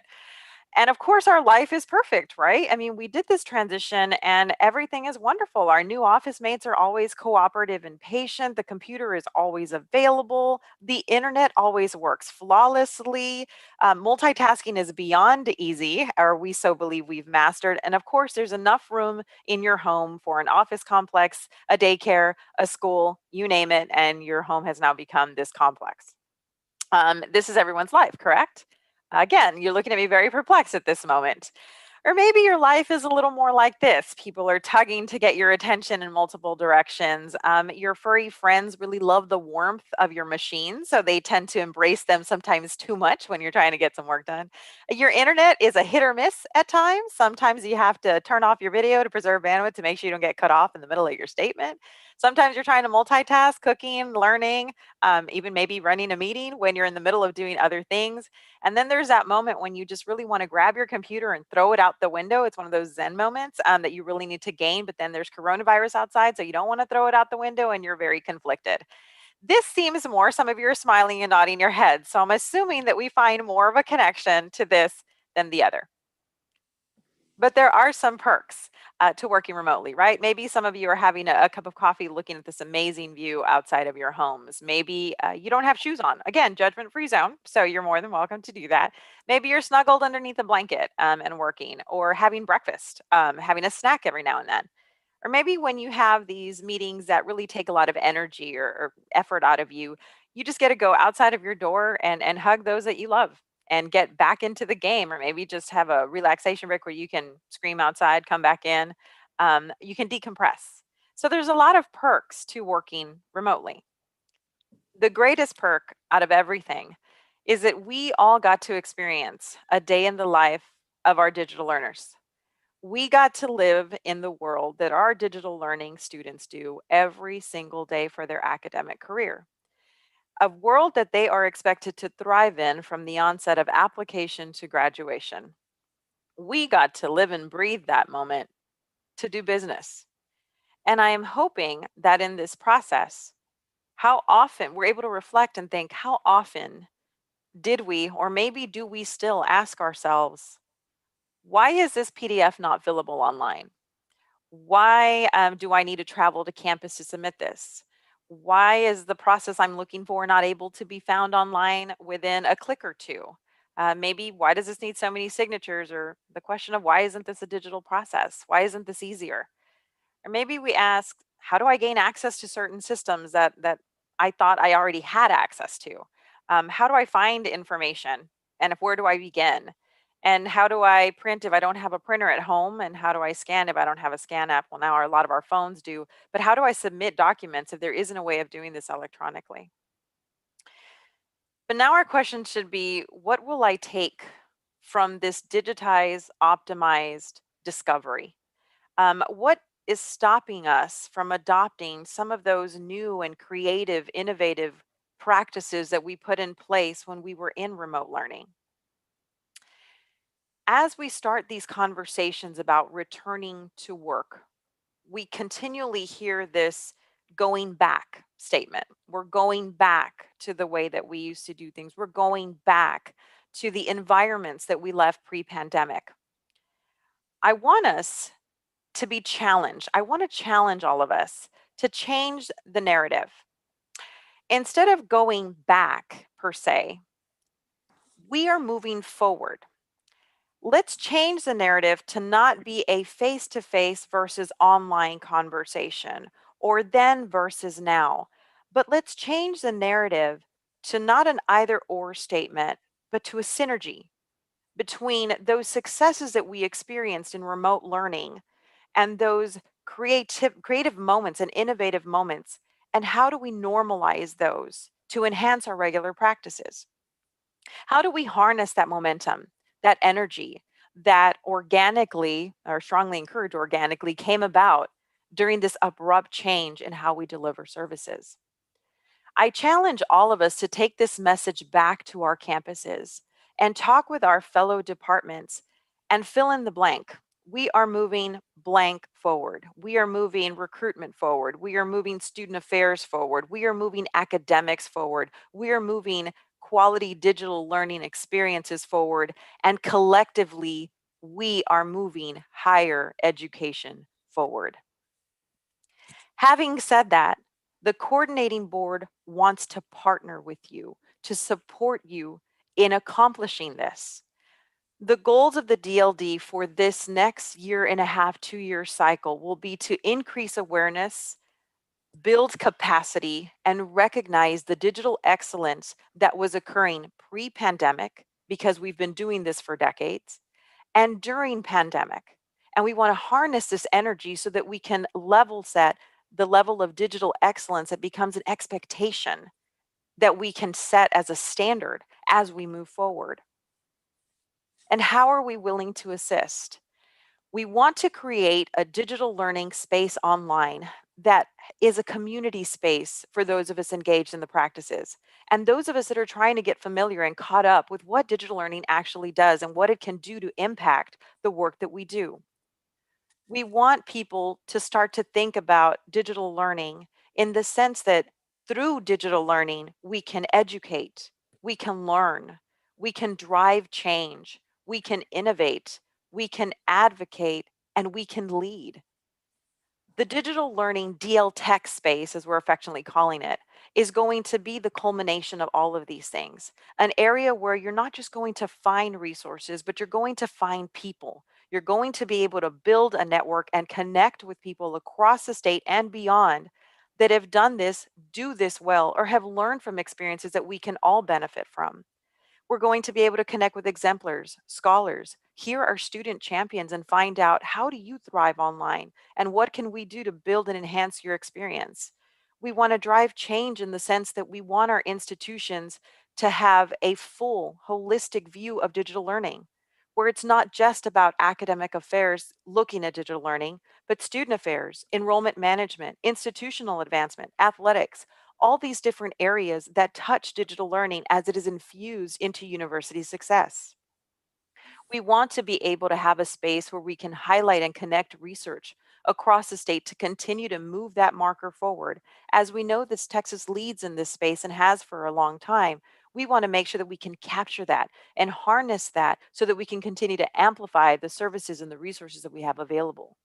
We want to make sure that we can have an area that we can heighten awareness for our policymakers, for those that are trying to support and move digital learning, but may not know holistically what it entails to do so. And we want to make sure that we are the ones that are setting the standard for the state, for the nation, and globally, that we're looking at what is on the horizon, not waiting to be told, but are setting that standard. We are in the process of designing this clearinghouse as a resource for you. We also are going to amplify our services, as Dr. Torrey mentioned, with several different opportunities that you can engage in, projects, and just a chance for open feedback. You are the knowledge base. You are the champions. You are the advocates. You are the change agents that have already set that standard high for digital learning. We want to hear your story. We want to partner with you and make sure we can harness that energy and that experience to make sure that we can define whatever may come next. Overall, we want digital learning to be what sets Texas apart. We want people to look at Texas and say, we got it right. We went ahead and took what was a catastrophic event and used it to move higher education forward. We look forward to thriving with you, or continuing to thrive with you, online. And so at this time, I'd love to talk a little bit about maybe some of those strategies that you have or the lessons that you've learned. We had a great dialogue the last time during the LTAC meeting where we shared some of our stories, some of the challenges that we were having on our campuses. And I want to challenge you to think about this and reach out to Dr. Torrey, reach out to myself so that we have a better, deeper dialogue over how we can strengthen the services that we provide. We definitely want to be a partner and a resource for you, and our journey begins now.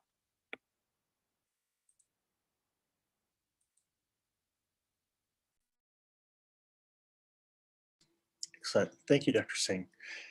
Any questions for Dr. Singh about the vision of the Division of Digital Learning and Strategy and their strategy? This is Vicki. I have a question. Thanks for your overview. I thought that was really good and very exciting, Dr. Singh.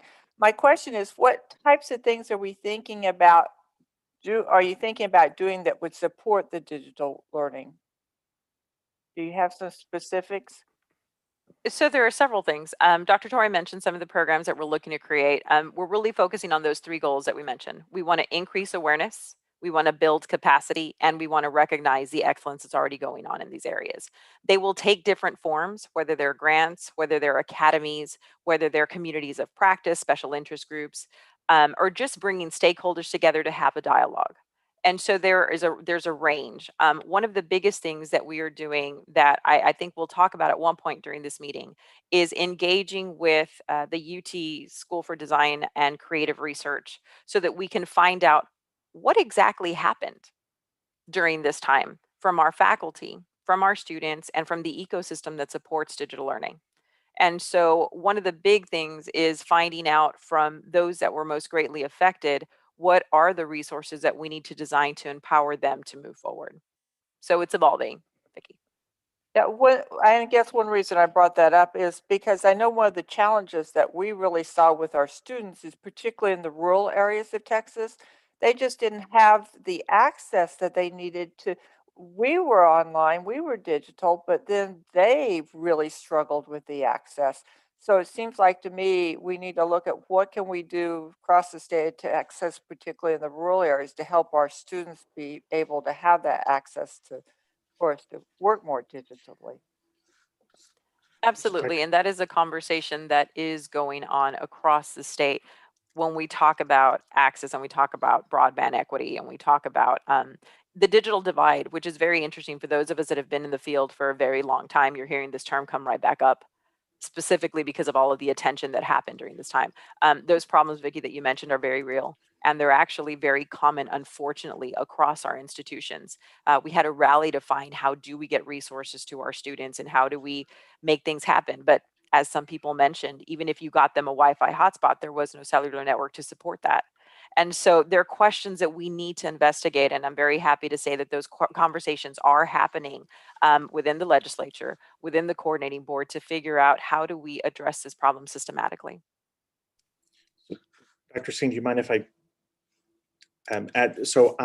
Vicki, I had a conversation a couple of weeks ago internally and with some external folks kind of on the same issue. If y'all are not aware, the Governor's Broadband Development Council issued a report to the legislature in November of 2020. And then as of kind of early March, there were 7 different bills filed dealing with statewide broadband and statewide broadband strategic planning and things like that. Additionally, the discussion of a new broadband office has been brought up and things like that. I have no idea where all of those bills are in the system or in the session, but I know that that's been a number of things discussed. And those of you that are interested, there you can search on the governor's website for the governor's Broadband Development Council's report, and there's a press release as well. And so, Vicki, I think your question is right on where, as Dr. Singh was saying, the coordinating board is, and right where the legislature is, realizing that there are pockets of places in our state that may not have access to broadband, may not have access to reliable broadband.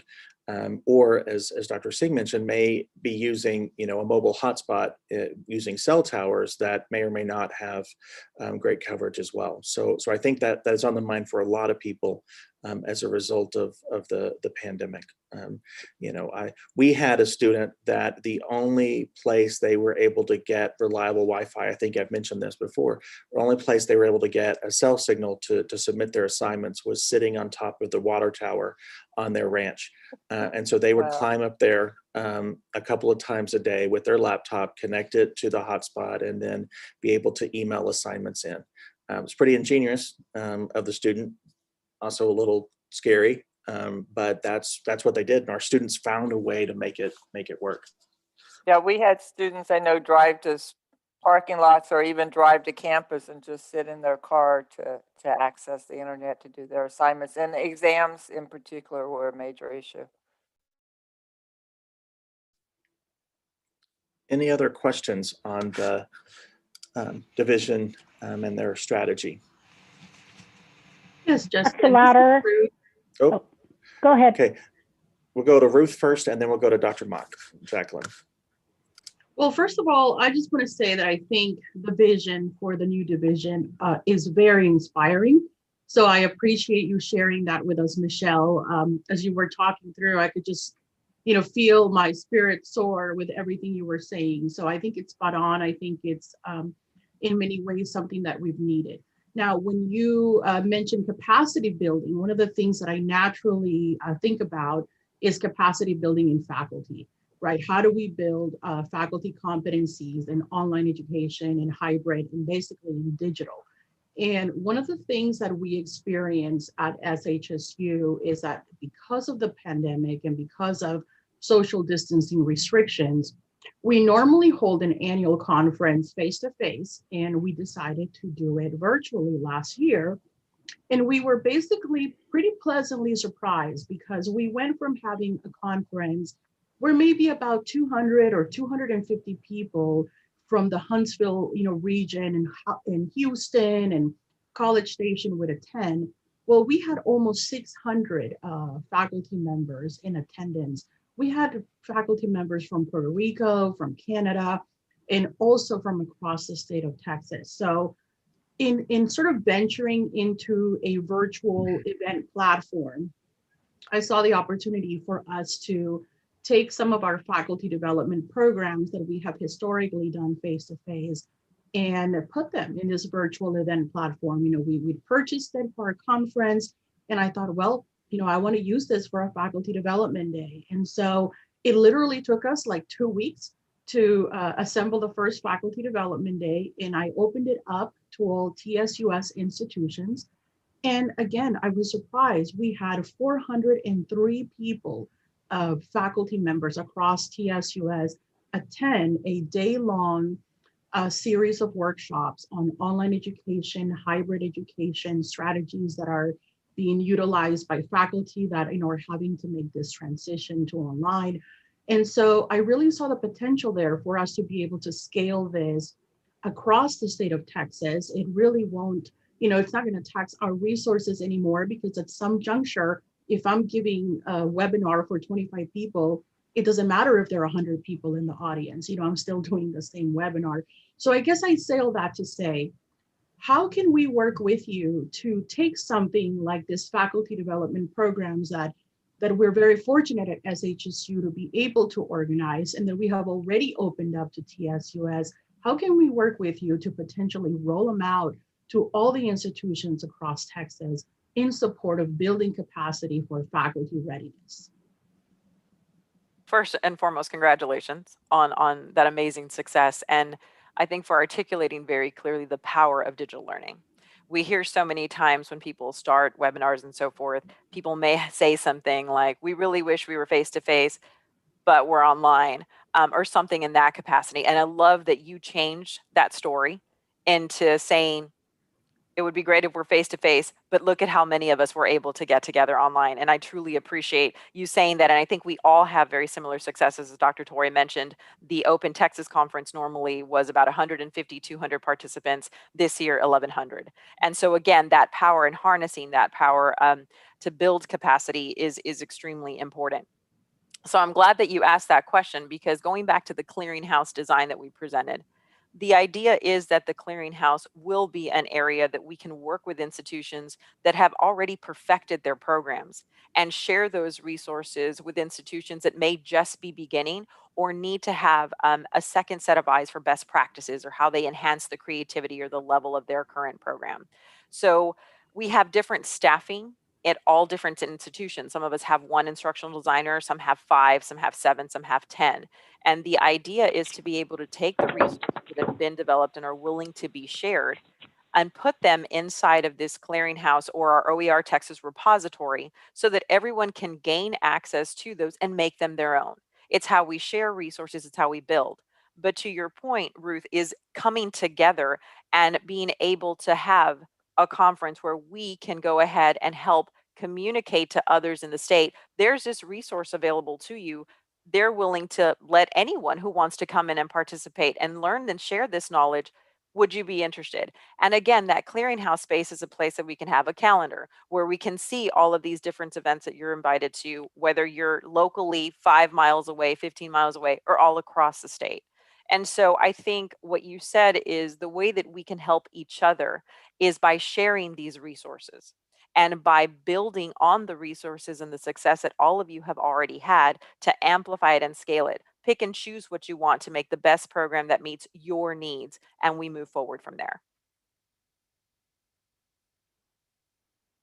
Great, wonderful. So I will be looking forward to working with you in your division on the clearinghouse. Thank you so much, Ruth. We're definitely writing it down, and this is being recorded, so we know that we can find you. All right, Dr. Mock. Thanks, Dr. Louder. Dr. Singh, congratulations on your appointment and on really articulating a very inspiring vision for your division. I am sad that I missed the December meeting where a lot of this conversation started to emerge with your new appointment. So if this was covered already, I apologize. here's my question that I don't need an answer for, but I offer as something to noodle over. Will the coordinating board think differently about the span of higher education and the higher education landscape and integrate or look at the intersections of digital learning across the span of programs? Specifically, right, and please understand, Dr. Singh, this is not about, oh, how do you build the power of LTAC? That's not what it's about. But if you truly buy into your great vision and what did we learn in the last 13, 14 months of being in the pandemic, is everyone flipped into a different modality. And just if we think about the conversation today with TAMU and their program, right, we build certain assumptions, but we don't have checkpoints to say, is there a new universal truth about digital learning that it doesn't matter whether you're brick and mortar, online, distance education, because how students have been learning throughout K through 12, so do we ask questions differently when new undergraduate proposals come in that don't meet the definition of our existing, oh, now you have to tell us about your digital learning environment, whether it's community college, whether it's undergrad, baccalaureate, whether it's graduate education. I have gone on long enough to be able to say, I think you get where I'm going, right? Because the digital learning part transcends categorization of degree programs. And I'm just not clear yet. Well, this is all well and good and very exciting, but then how does that fit into where the coordinating board is thinking about it from its own structure? Thank you. And I know I'm not going to give you a full answer because this is one that we definitely have to go in and process. But yes, and you're not the queen of the universe either. No, as much as that title is not available for grabs, I tried real hard to negotiate, but that was not available. No, but I think number one, the first step that is of significance is that the coordinating board did create the division of digital learning. And I think that step itself says a lot about where the coordinating board is looking at how much digital learning impacts higher education at this time. So that's definitely a good step towards the direction that I think that you're speaking of. The other piece that I want to say that I think the conversation, we need to have a broader conversation than we already have had. And I'm happy to say that we have created a definitions and processes group out of this committee that we'll talk a little bit about when we break into subcommittees. Dr. Torrey will talk a little bit about where we go. The reality is our definitions right now as they stand may not 100% align with what the field is looking at or what we're needing. We need to revisit that conversation. And that conversation starts here. The conversation will evolve, is my anticipation, into the checkpoints piece as well. When we were designing the PGP, we had redesigning the PGP or updating it. We had those same similar conversations. What exactly are that point of accountability or that point of revisiting? How do we strengthen our programs? We have this document. What do we do with the document? And where do we go from there?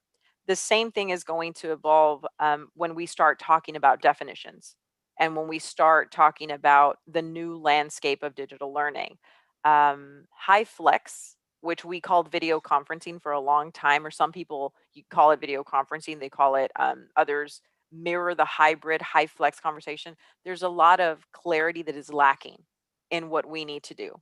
And so the other step that is going to begin to show progress towards looking at things more holistically and how they integrate into multiple facets of the approval process is going to happen within this subcommittee. So we are looking to LTAC to help guide us in this conversation and being the people that are on the front line dealing with this on a regular basis with program approval, but also with providing the services and assisting, being the support system for digital learning. We're looking to you to help guide that conversation. Where should those points of accountability be? Where should the checkpoints be put into place? And when, how often should we be looking at these definitions? How often should we be looking at these documents? Is it 1 year, 3 years, 5 years, 10 years?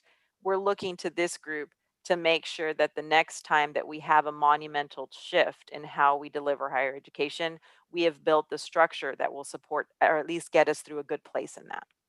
But the conversation is to be continued, Dr. Mock, and we'll talk a little bit about the Regulations Committee and the Definitions Committee as we move forward. But I really appreciate your comments. Thank you. I have a question, Dr. Lauder. Please go ahead. Dr. Singh, again, congratulations on your appointment and all the things that you are brainstorming for the benefit of what we do.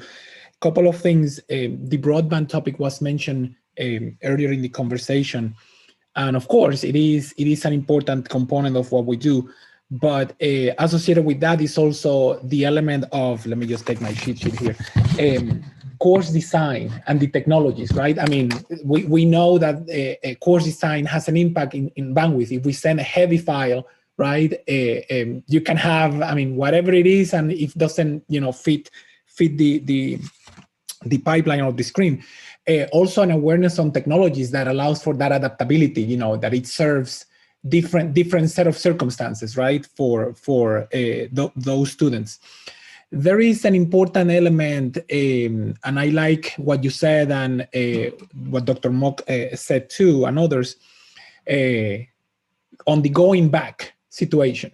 Okay, there has been 14, 16 months. I mean, by fall, I mean, some of us are looking at, reopening in the fall is going to be 16, 14, 18 months of learning, and more than learning, application of that learning right there. We learn and in 48 hours, we were applying this set of knowledge. So I say that because I don't want us to believe that the new normal is going back to this, but then a little of the new, right? So capitalize on what has been excellence, what has been not only proven, validated, but adapted to the circumstances. It is an important element. One additional aspect that I want to mention is as all this is again refined, to what extent we can avoid another study, because the gap on the digital divide and all those things, that is known. The pandemic only removed the dust and brought it to the surface. It's like a lake that dries up and then all those old structures come to the surface. They are not new, they have been there. So, if we can apply some agility to that, that will be good. The capacity and awareness aspect that you mentioned, is important. I like, and exactly as what Ruth described, we used to do our annual conference for adjunct faculty actually every semester, and because of the pandemic, we didn't do it exactly the same way. But the college did a back to college, back to semester type of situation in January. And we had thousands of faculty members coming, okay? It was completely different format because of the circumstances. So those opportunities allow us to create that awareness, but also model that. And finally, whatever is the outcome in terms of the approach, I will encourage that they lean more on the active type of approach rather than on the passive. Understood the importance of repositories and all those things, but the conferences and to what extent is also being close to people. And what I'm saying is to what extent tours could be considered. So you guys go by regions, and again there is proximity on that aspect. So I just wanted to share those thoughts. Again, congratulations. I'm available to assist, and again willing to help with this new way of doing things. Thank you. Thank you so much, Carlos. And I do want to say one thing, that our approach for the division is to look at issues through multiple lenses. One of the key things, to your point on the broadband, you can't just look at broadband as an isolated issue. You have to look at all of the other things that it's affecting, all of the other integrations. When we're talking about course design, it's not just about course design. It's talking about all of your architecture on campus. It's talking about leveraging the resources, staffing, funding. There's a lot of other components that collect into the work that we do. The work that you do. I'm still saying we do, still fresh from an institution. So I'm going to say that. I'm always going to say we, because I'm with you. Fine, that's fine. I'm one. But I think it's really important to make sure that when we are making decisions, building programs, building projects, creating grants, anything like that, we have to be able to remember that this is not a one-dimensional game. There are a lot of other pieces that come to it. And so you have my word that we will do our best to make sure that we can represent that accurately. The other part that I really want to emphasize is we're not talking about, we're talking about community is what we want to definitely strive. And I think it's more than a digital repository. It's more than just sharing documents back and forth. It's about talking to each other. It's about connecting. It's about engaging. And I love the fact that we as practitioners have been teaching or educating our faculty, our students, how to succeed in this environment. We need to now take those lessons and see how we make this the environment that is successful. We need to provide the avenues for conversation. We need to provide the avenues for sharing of content and building on content that's already successful. And that's how we can really capitalize on the knowledge that is already existing out there. The other piece is we need resources. We know that institutions need resources to sustain this. And so that's where a lot of the capacity, we right now are very fortunate. We have gear funding that we are going to leverage to build some capacity have an opportunity for you to build some capacity at your institutions. I know several of you go to work and think, I have these 10 amazing ideas. If only I had this much to make this happen. If only I had this additional staff person to make this happen. We need to have those conversations, and we need to understand that digital learning, because it's in a virtual environment, doesn't make it easier to sustain personnel-wise financially. We need to invest where we want our success and where we want to find value. And we at the coordinating board are committed to support and partner with you to find out what does that look like and leverage the resources that we're given to amplify and share resources across the state. Thank you. It's digital and still driven by people and resources. Thank you. Dr. Lauder, may I make a comment? Dr. Singh, Absolutely. As a student, it was really interesting to see the student experience unfold, especially since I was already a distance learner before the pandemic happened. So I really got to see a lot of different reactions to the transition, and then also to the changes that happen at the institutional level across multiple institutions. And one of the things that I know that with the research that you're hoping to do, in addition to the experiences that people have already identified that students experienced, and that a lot of these barriers or issues have already been known, like they're not new, we've known about them for decades at this point. But I'm really curious to see or hope that the research will really focus on identifying the barriers and enablers that students had in persisting through their educational process, because I know that there's a lot of students who essentially have dropped out. I know a lot of students who have taken a leave of absence, and a lot of students who basically chose to keep pursuing their education during this really difficult time, particularly for those who were working parents and who were working and who were disproportionately affected, because a lot of students work in the service industry, and a lot of them lost their funding for their living expenses and even their college education. So I think that the pandemic obviously affords us a very unique situation where we can really have a broad view of maybe new barriers and enablers for student success, not only at the individual level, but at the institutional level, and even at the regional level, when we start looking at structures at rural versus urban. And then one other thing that I thought was really interesting was when everything shifted online, there was a huge outcry of students who were very tied to having a face-to-face learning experience or college experience. And there's, I think, still a lot of students who still feel very strongly that they have a preference for a only face-to-face experience. I saw some students transition as the process became better, as the pandemic progressed, who are now finding that they really do enjoy having a distance learning option and are now considering that as a viable option for future learning opportunities. And then, of course, we have the other segment of students who's very staunchly tied to having an online experience because of the flexibility that it affords them.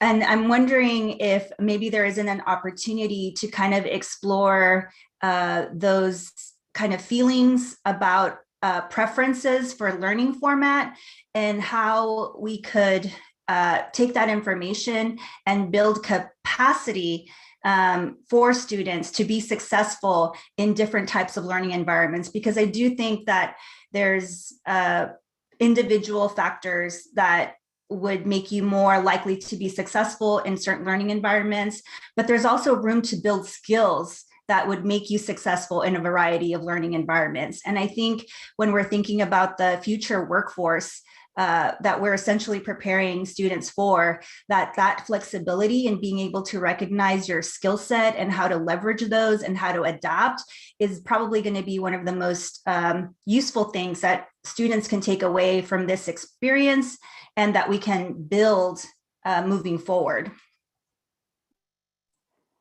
So first and foremost, I would love to commend LTAC on your selection of an amazing student.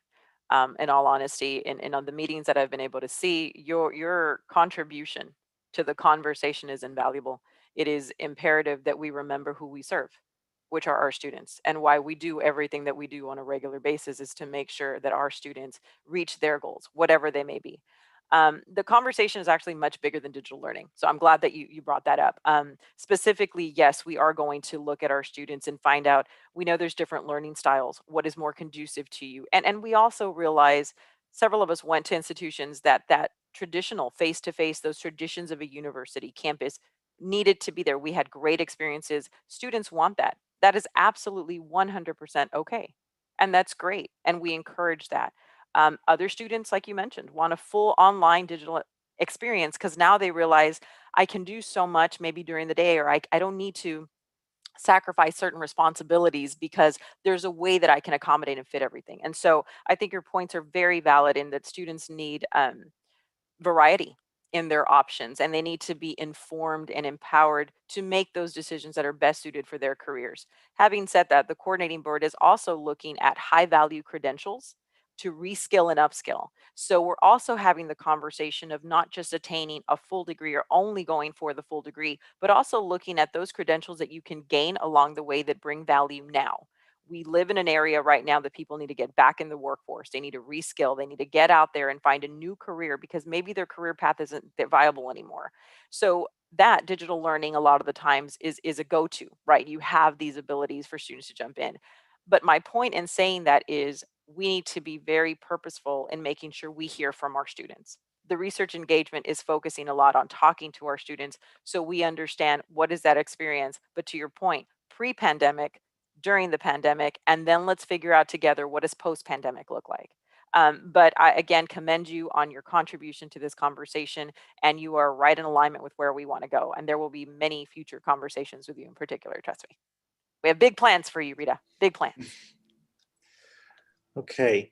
I think this has been a great conversation. I'm sure we could continue it, but we do still have a number of items on our agenda and looking at the time, trying to make sure we fit everything in. I want to go ahead and move forward to item 7, which is back to Dr. Torrey, which is LTAC membership. So Dr. Torrey and Dr. Singh, do you want to start that conversation? Thank you. Yeah, so I'm sure that all of you remember last year, because of the pandemic, we extended the membership terms for LTAC for those who were supposed to roll off in 2020. We extended that to August of 2021. I'm sure that comes as no surprise to any of you. So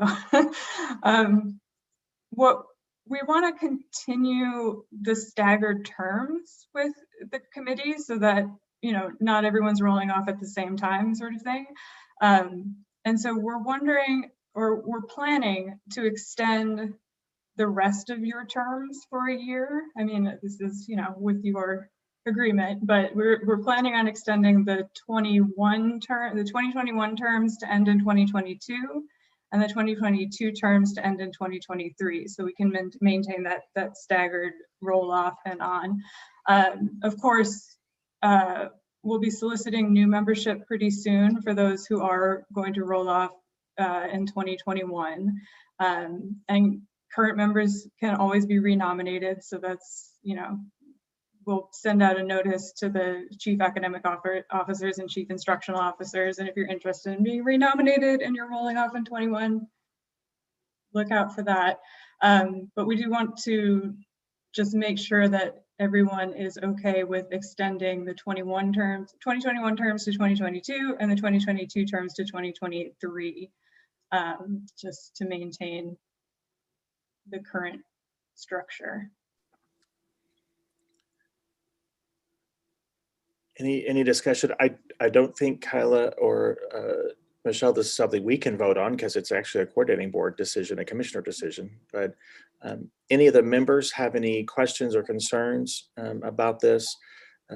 Kyla and Michelle had a brief Patrick and I on this earlier this week. I think it makes sense that it keeps this, like Kyla said, it keeps the staggered terms. We are still in the middle of the pandemic, so allowing some of that continuation of the work that we're doing here and the discussions that we've had, I think will help. Any concerns or questions? I just want to, it's Jacqueline, sorry. I just want to make sure I'm understanding. So then really, because we have the extension, the ones who terms, it's a two-part question that I hear. One is that for those whose terms originally were to end in either 2021 or 2022, those advanced by another year. But then the second part of the question is also for those whose terms now, because of the roll forward, end in 2021, that is the cohort group that would be the cycle to either renominate or recruit new people. Are both things correct? That's correct, yes. Okay, thank you. And if you are not sure when you cycle off, originally, you can go to the LTAC page on the coordinating board's website and you can see our roster, and it has dates by names on when you were originally slated to roll off. And so if this proposal is approved by the commissioner and the board, then as Kyla said, those that would circle off 2021 would actually be 2022, and those that would cycle off 2022 would be 2023. And then those that should have cycled off in 2020 are actually going to cycle off in 2021. So everything's moved up a year or moved back a year, and then we are on the correct cycle. Any other questions? Michelle put the roster in the chat if you want to take a look at that. In addition to the roster, I think we've had a couple of members cycle off anyway, and so please be on the lookout for those requests from the coordinating board for either to replace or renominate. This is a great group, and I've enjoyed working with each and every one of you, and hope to continue with you or new folks and that have the values and desire to help students in Texas in the learning technology and ed tech sphere. Moving on, we will continue on our agenda to item 8, which is definitions and standards regarding distance ed. So Dr. Torrey, that is you again. Thanks. And I'll just say, sorry, just on the last item briefly, this will have to go to the board. So we'll go to the board with it at the July meeting for membership, just to get their approval to extend terms. All right.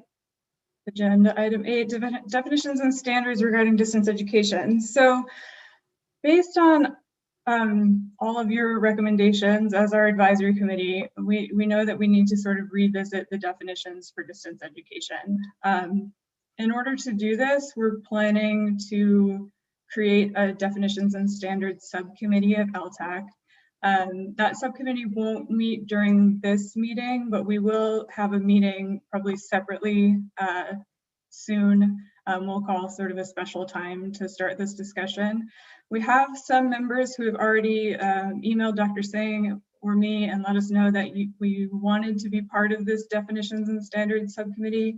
And that is Elizabeth Rodriguez, Pam Morgan, Justin Latter, Patrick Plush, Charlene Stubblefield, Carlos Morales, and Jacqueline Mock as possible. And so we're also considering adding some outside members of the committee, where we can add some other people who are not on LTAC, so long as we have LTAC members as part of the committee. So we may add some outside voices as well, but that definitions and standards subcommittee will start meeting pretty soon, and we'll contact all of you. If you have any questions about it, or well, I can take some questions now, but if there's any interest in joining also, you can let me know. And just to confirm, Kyla,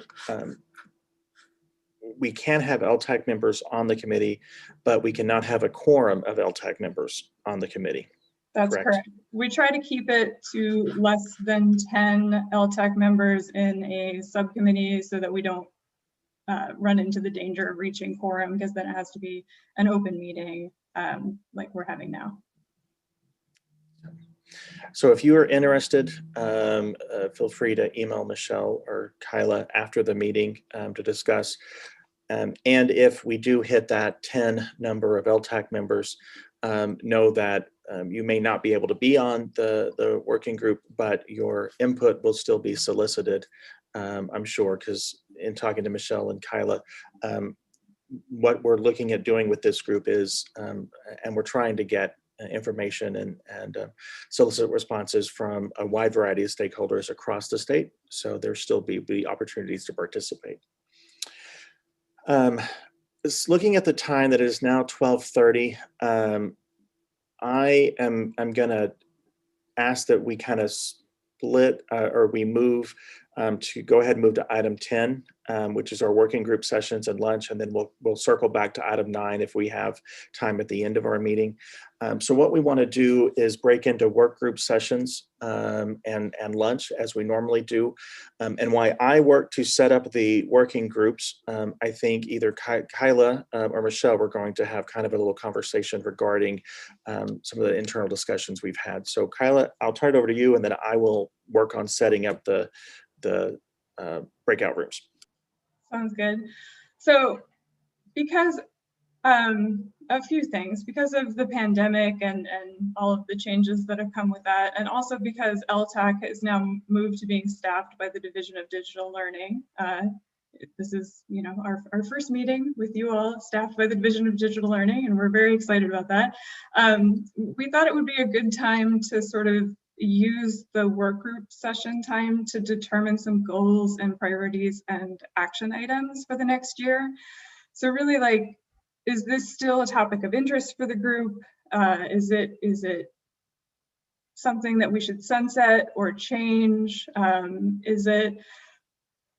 there groups that we could sort of better put our energies in, that sort of thing? So we're asking that during the work group sessions, during lunch now, you really think about whether this is the best path for the group that you're in, and determine some goals and priorities over the next year for that group. And then we'll come back together and we'll talk about sort of the future trajectory of the working groups as they are. Questions about that? Great. I'll turn it back over to you, Dr. Louder. Oh, I'm still working on breakout rooms, so you Still keep working. talking. All right, we'll just talk amongst ourselves then.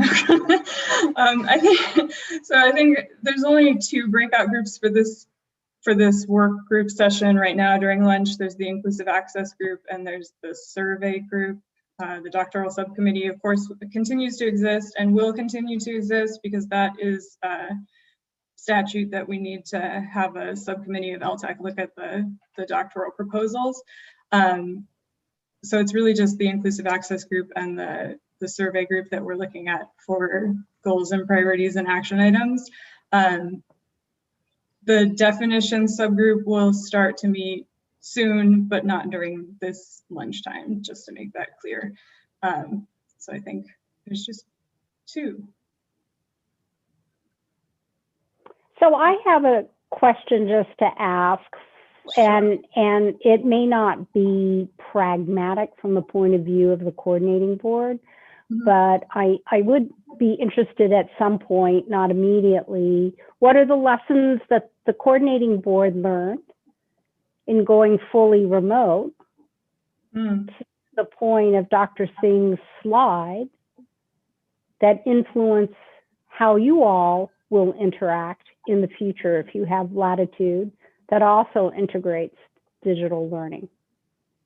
And again, you just, Dr. Singh, you put the slide out there.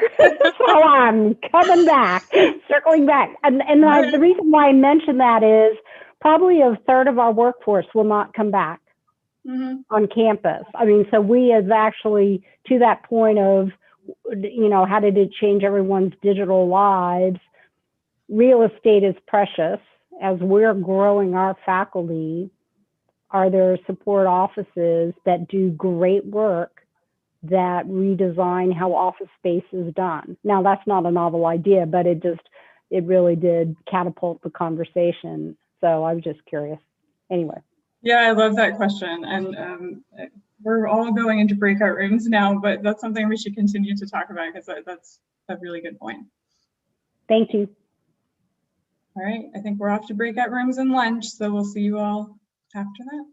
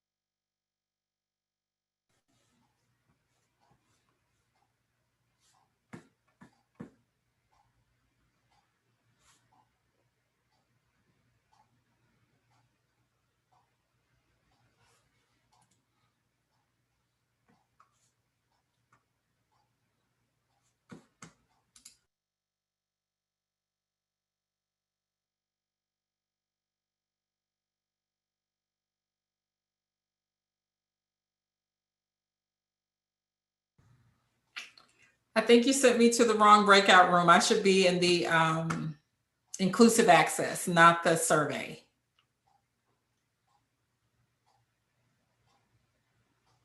Thank you.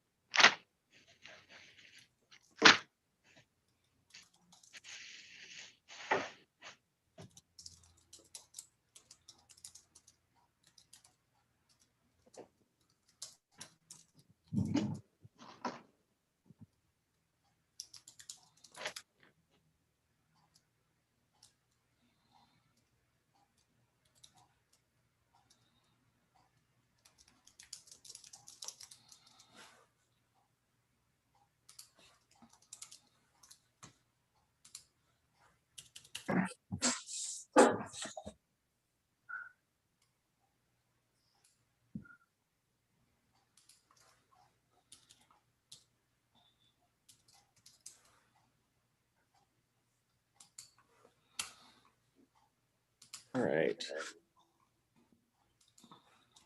Welcome back, everyone.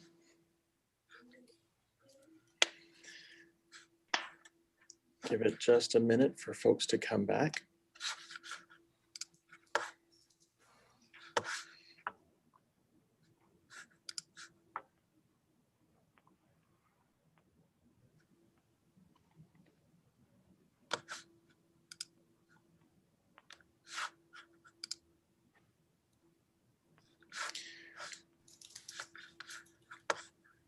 All right. It looks like we are all back. I know a number of people had either meetings at 12 that they had to jump off to, or 1:30 that they needed to jump off to. So we will go ahead and continue in our agenda. We will start with work group session reports, and then we will go back to the review of December 4th discussion on COVID responses, and then we'll do the discussion of future agenda items and meeting dates.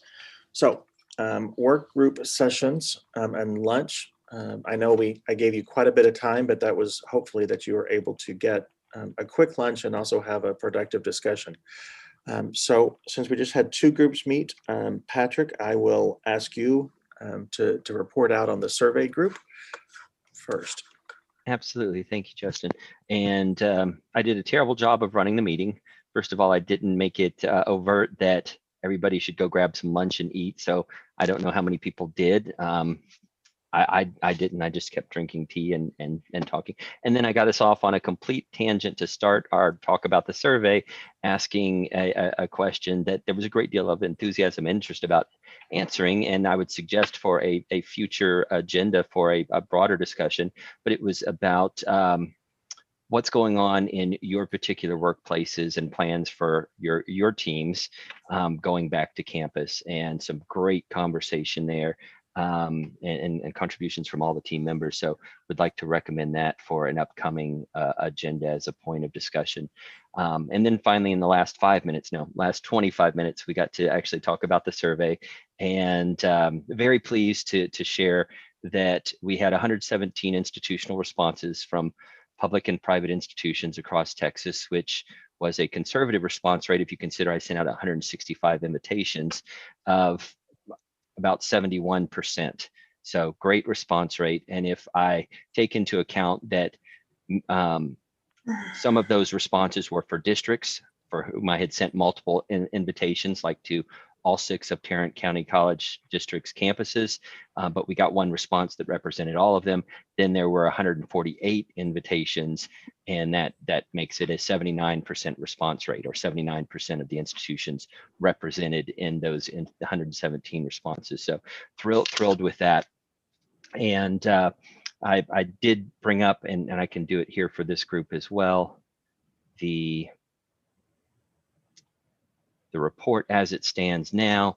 The qualitative is largely in place.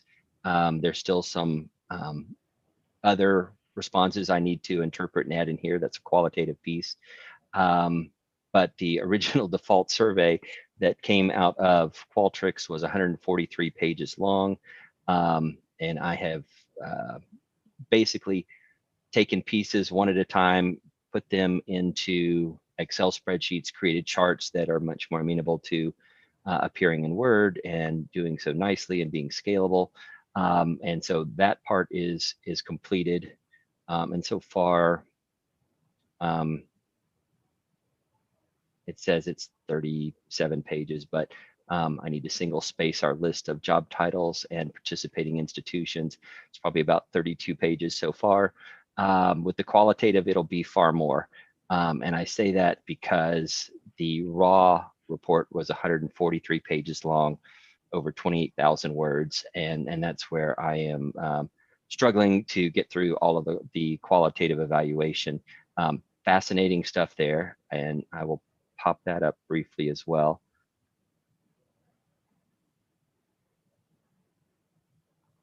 Well, assuming it is still, there we go.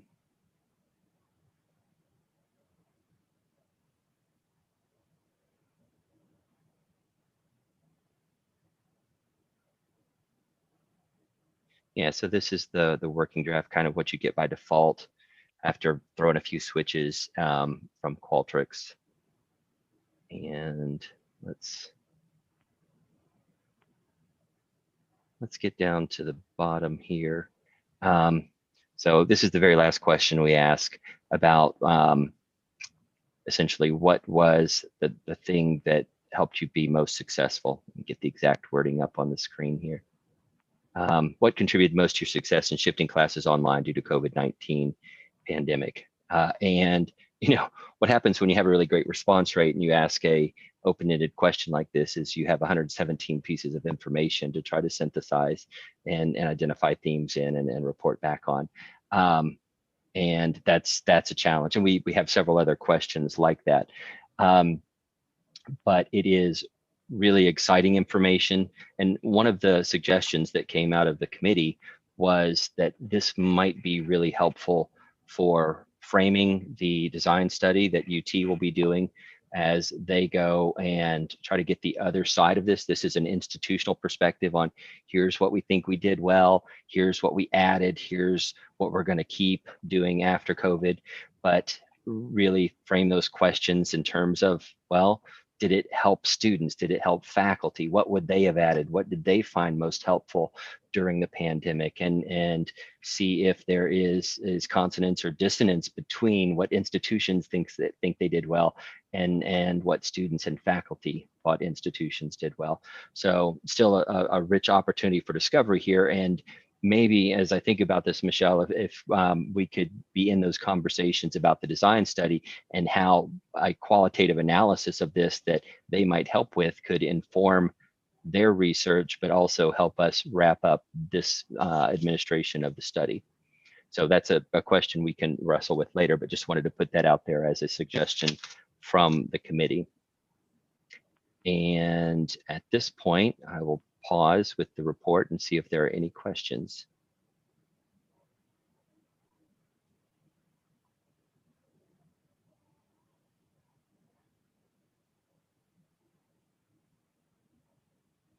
And then 10 seconds later, I ask if my mic was on at all during that time.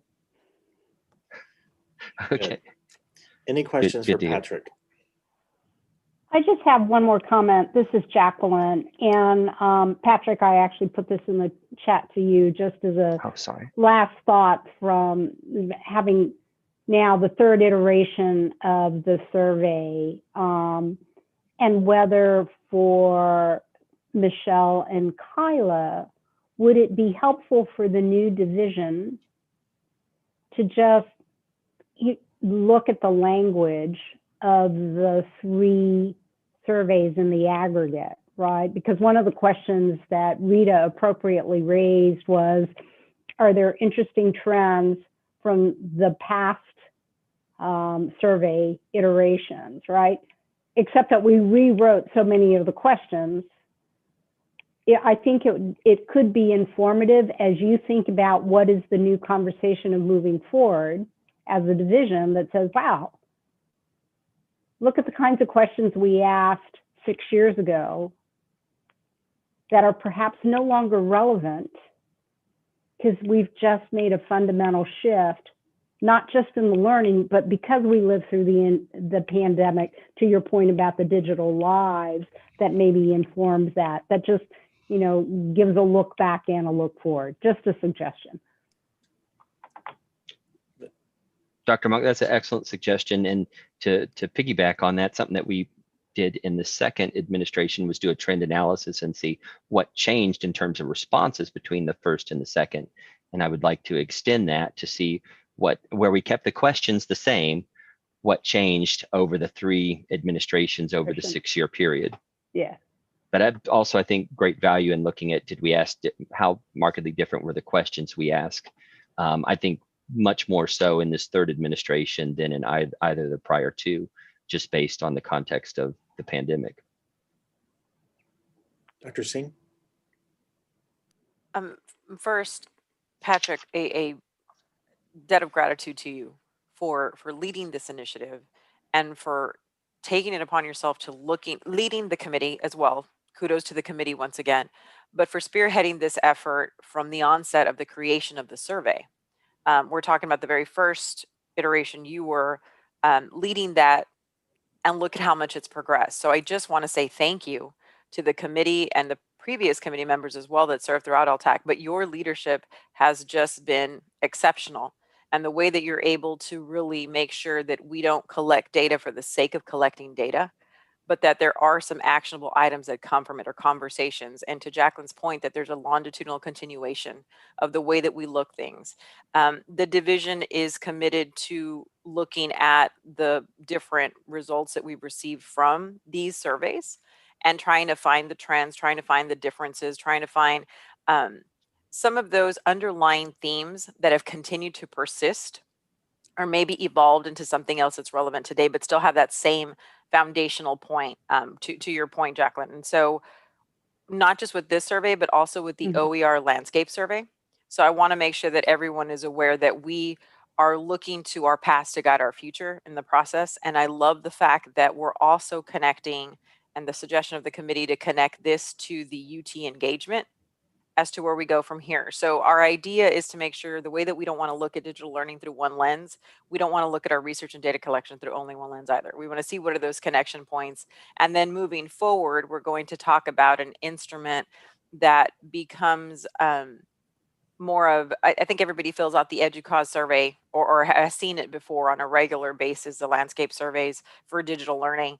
We want to have some consistency, and we want to actually facilitate the process of filling it out as well, so that you have your previous answers to be able to see, what did I answer in the last application round of this, and what is the difference? So you yourself as an institution can also see your growth and see where things are happening and things are changing. So there are a lot of ideas that we want to move forward with, but just want to commend the committee on the work that you're doing on this and understand that you do have our support. So we do have a resource that, Patrick, we will connect you with so that they can assist in the process of looking at all the analysis. Fantastic, thank you. Excellent. Any other questions for Patrick or the survey group? Okay, now we'll go over to the IA group. And I'm not sure who's chairing that now. So who wants to take the lead on this? Oh, there you go. Hello, everyone. This is Rolando, and thank you, everyone. Hope everyone's doing well. We got a lot of things happening, kind of moving during our session. Andrew and Kyla were able to be part of our session. So it was Daniel. He's no longer with the Alvin Community College. So I was kind of co-sharing this group. We got and Charlene will be kind of helping me moving forward. So welcome, Charlene. So one of the things we want to ask before we start digesting some of the topics to LTAC is to ask a request from Dr. Singh and her group, is possibly creating a Microsoft Teams, possibly creating a channel for LTAC. And at LTAC, you have like the subfolders, and you can kind of give us permissions to those folders, so we could have some working documents. I was already in my team. I mean, during the working group, I was already going to create a working document so we could start adding some of our documents and our information.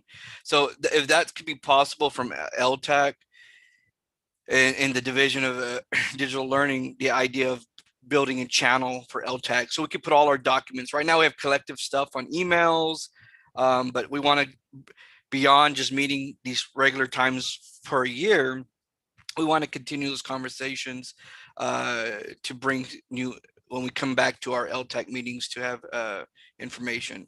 So one of the things we kind of looked at is kind of the inclusive access and how everything's looking at the umbrella of what we do. A lot of the conversations, from my colleagues, Ken and with OER has been kind of our topics, right? And inclusive access. All of us want to, at the end of the day, have the passion to help our students, even for the cost saving analysis, when we look at digital access, digital tech. But one of the things we did bring up, and refreshing, Charlene, thank you, was looking back at a feasibility study, but also looking at collectively the data that LTAC has. We definitely, the group, this working group, wants to do some things where we look at the study, look at it, how we're going to do it at the state level, but also look at what are some of the resources that are some campuses that are doing.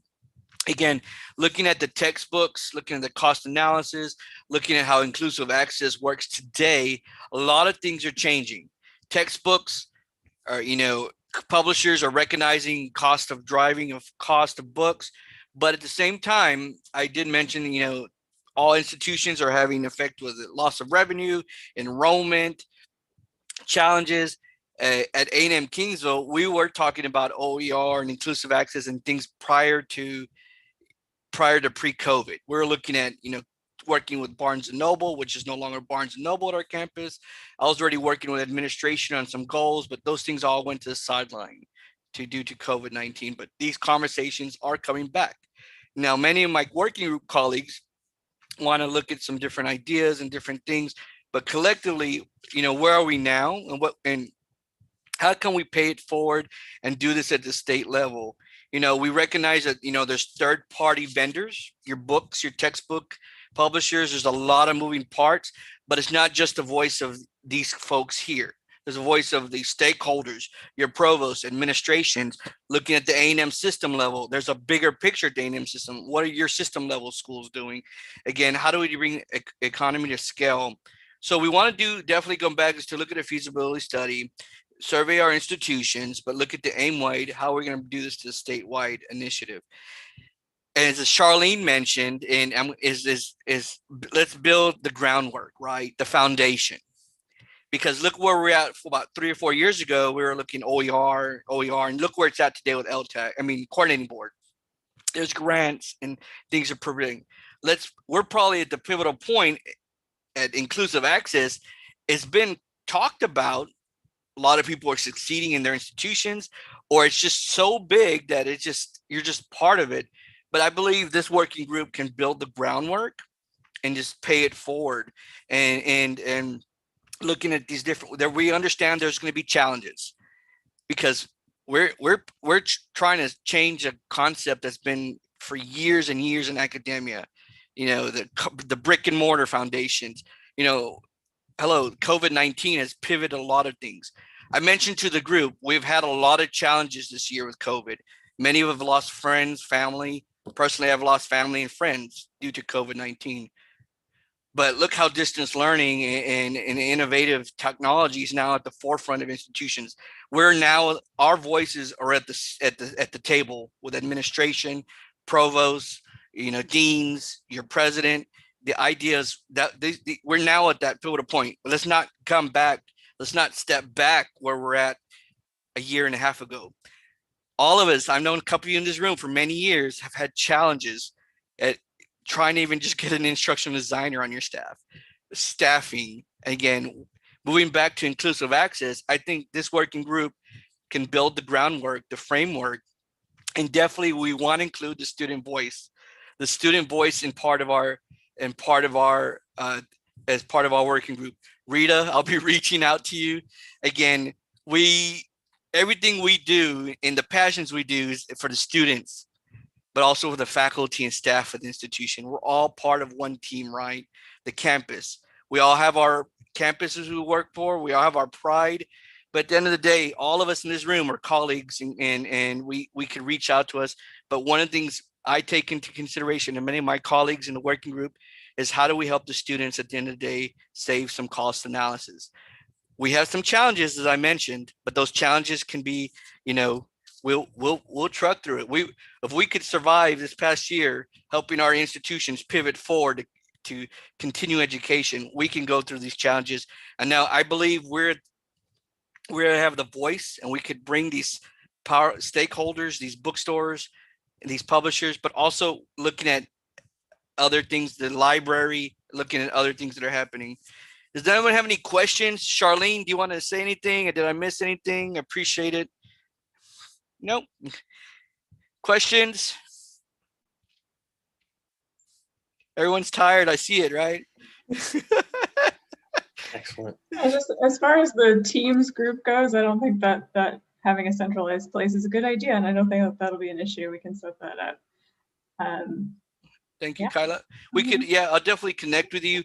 My team has been using Microsoft Teams like almost 2 years before pre-COVID, and we use Teams a lot, and it's part of our daily communication. But with a working group, I could see the channel LTAC, then the subgroups have their folders, and we could throw in the documents, the resources, a live document we could type and edit and collect it. Thank you, Kyla. Appreciate it, Dr. Doyle. Dr. Sting, any questions?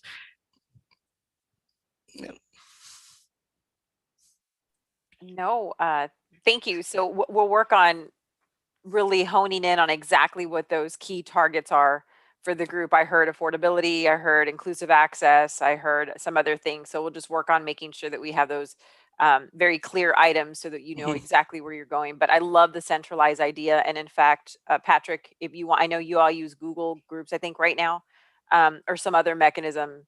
Do you We use Teams. use Teams also? So it will try to see if we can centralize, which is, again, I think a conversation that we had before, centralize the documentation with the coordinating board. So that way there's continuity as well. So appreciate that being revisited. Thank you. Yeah, that was one of the team members, working group members mentioned that. So when, I mentioned we're here just for a short time and we want to pay it forward, but if we could build the groundwork and continuing all these information is there and so forth. Okay, appreciate it, guys. Thank you. Dr. Garza, I had a question about Teams. Would it be necessary to federate instances of Teams for us to work in one central space? I know sometimes we have difficulties at UNT. We have Teams for the whole institution, but if we want to include outside researchers or collaborators in our Teams instances, that's often difficult because they're not in our Active Directory system. Correct. I know, for example, here in A&M Kingsville, we can't invite outside people in, but I know at other institutions, it's definitely who's ever your admin for the Microsoft part of it, your Microsoft contact for the institution. There's a couple of features that they could enable outside users. Just about last month, I was on an A&M system meeting, and they were using Microsoft Teams to deliver the presentation. And I know my colleagues from College Station were trying to chat with me because they're like, hey, Rolando, they were trying to chat with me because they're like, you're on Teams, we're on Teams. But when I try to chat back with them, it was blocking me because my campus has me just staying within the realm of Kingsville. But there has to be, there's a mechanism when Microsoft, it's an admin feature that they have to allow outside users to connect. Again, people that have that are on Teams and so forth can do. But so we can, at the coordinating board, we can invite guests. Okay, awesome. Very good. Yeah, and that would make sense. As much as all of us would love to volunteer our access to our Teams instances on behalf of our institutions, we're all volunteers and we'll rotate off at some point. So for continuity's sake, it makes sense that would be administrated by the coordinating board.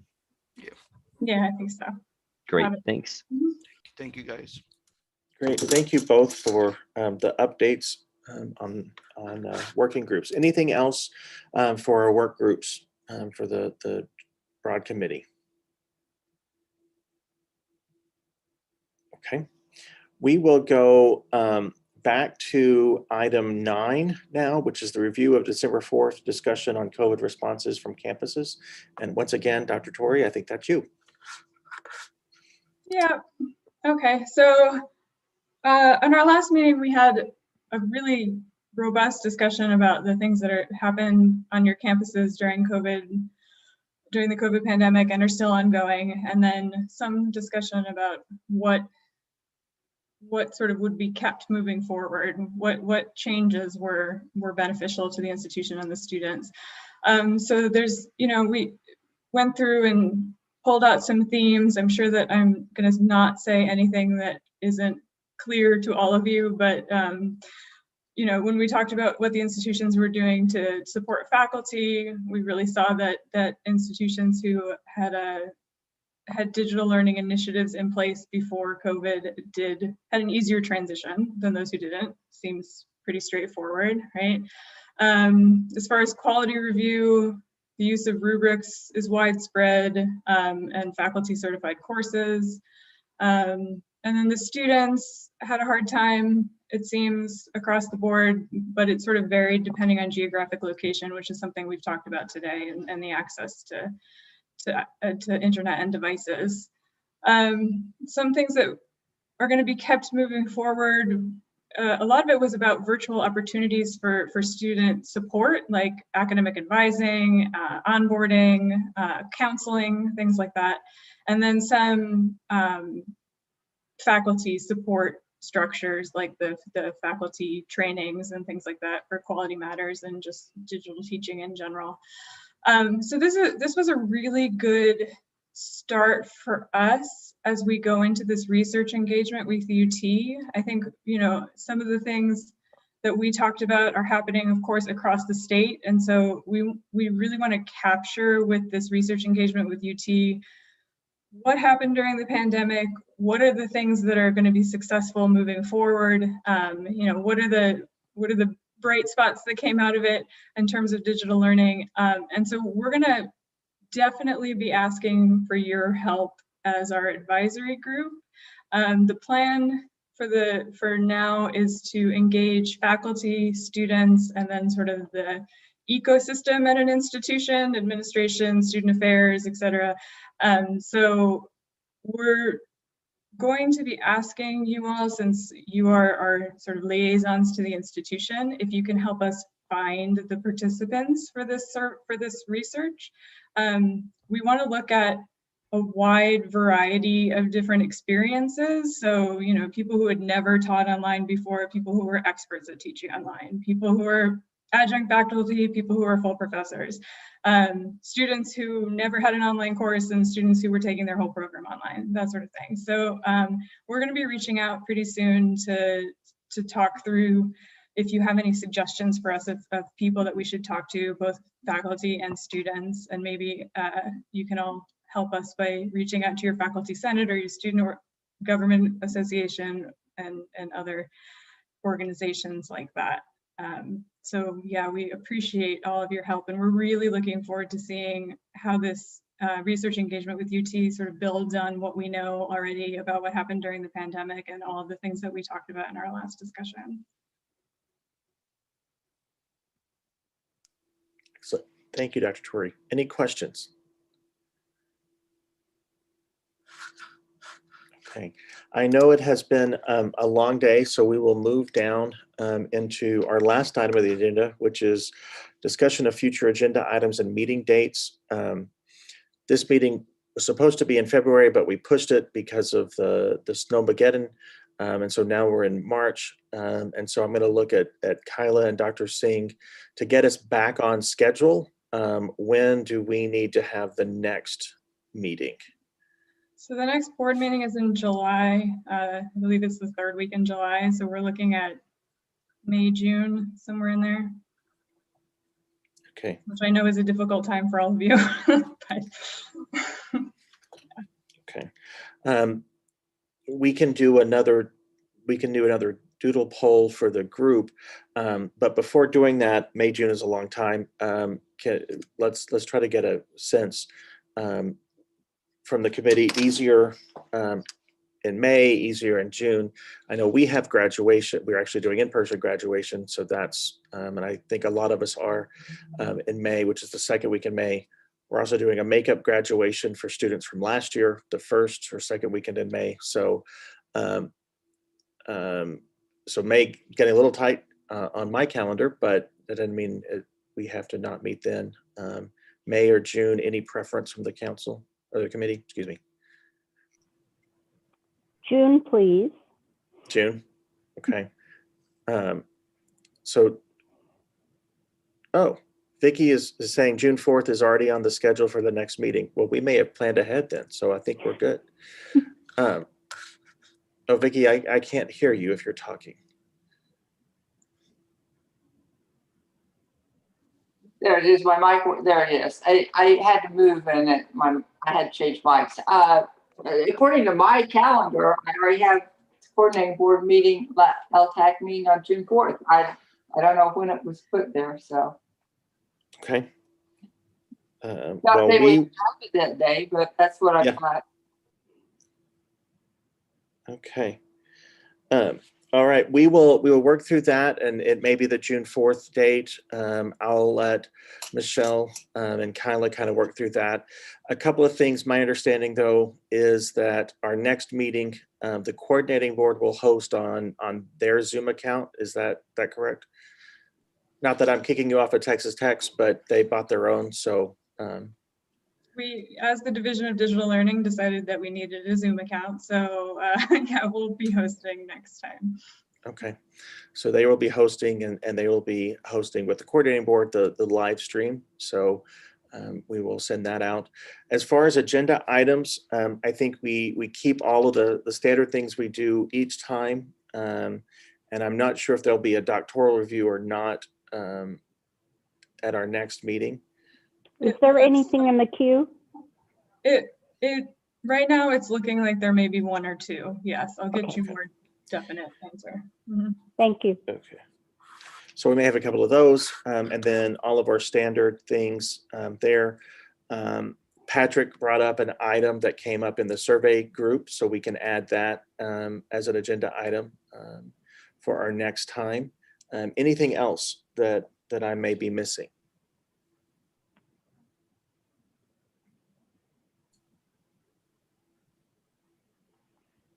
Is there an expectation that the new subcommittee will report out the definitions? That's a good question. Dr. Singh, Dr. Torrey? I'm going to bring Dr. Singh into this too, but I believe that yes, they will. We'll likely speak before then, and then we'll meet at the next meeting. Okay. Yes. Okay. Michelle nods her head. Okay. So we'll have that. This is Rolando. I don't know if this is an item for next meeting, but I would like to, and maybe at the next meeting, just a few minutes, you can give us a few minutes to kind of get the landscape of what's going on, as institutions are pivoting back to fall. I know I'm already having conversations with administration and the A&M system. Some guidelines is coming down, but I handle the academic schedule, the distance learning, as well as the audiovisual for the campus. So we're doing a lot of moving parts right now in the last 2 weeks, but this would be a great opportunity for some of our colleagues to share what they're doing, because we think it might look like a normal schedule in the fall, but it's probably not. And the state, I believe yesterday in a meeting, we're the 5th state to open up, where I guess all 18-year-olds could start getting vaccinated, and HR's looking through a lot of logistics. But again, yeah, that'd be, if we could give us a few minutes the next time. Does that sound like something colleagues would want to hear? No, I think we can add that. The last couple of meetings we had the discussion of how we responded to COVID, and I think that kind of continues that same theme, where we discuss how we are now going to go back to whatever fall will look like. Like many of you, we are doing an in-person fall, and I know we all look forward to that. I know the students look forward to that, being back on campus and that. So I think that'd be a great idea. Thank you. No, and I just wanted to share something. Like, I've been in so many meetings this week with stakeholders, and I said, this past Tuesday, March 23rd was 1 year ago when we A&M Kingsville went online for the, that we pivot this department, DLIT, pivot to the whole campus, and colleagues were like, wow, I said, let's not forget what happened 1 year ago this week. A lot of things have happened, but things are moving forward. But thank you, Dr. Louder. Appreciate you. You bet. Yeah, I think for a while our Facebook memories are going to be all about what pivot means. and how we did it. And we all, thanks to our great faculty and staff and colleagues at our universities, we were all able to successfully pivot and made a difficult year successful for many students and many faculty members. Any other items for the council for next time other than standing in that? If you think of something after the meeting, please feel free to email that to myself and Patrick and Kyla and Michelle, and we can add that as we move forward. Any final comments from the council? I only wanted to say, I'm not sure, Patrick, if you shared the suggestion about the webinar in regards to the survey. Yeah, good point. Dr. Morales suggested conducting a webinar of the results once they're available from the study, and I said yes, absolutely. Also, I mentioned that we made a promise in the beginning that these survey results would be sent to every institution that submitted a response, the person who responded on behalf of that institution, as well as to the entire list of representatives that we contacted, inviting them to participate. So I don't have it for dissemination at TXTLA. I don't have a session at the conference at this point, but definitely I'd take Dr. Morales' suggestion for wider dissemination via webinar into consideration. Thank you. So the coordinating board does have a session at TXTLA, Patrick. Okay. So we would love to have you. We were already going to invite LTAC to give a briefing, as Dr. Louder did yesterday at the TXTLA Constituency Day panel. So we were going to do the exact same thing. So you already have a spot. You don't even need to worry about that. We've got a whole spot? No. A whole spot. But we also can do a webinar. The other part I did want to mention real quick is the coordinating board is going through a website upgrade. So we're actually going to change the entire web presence for the THECB. So it'll be exciting because part of the new interface will be a very different user experience. And so we're excited about that. Yay, people are celebrating. That's good. We're excited about that as we move forward. But again, the reports and so forth, that will also be the landing page for both the OER survey and the distance education survey. So just to let you know, good things coming forward.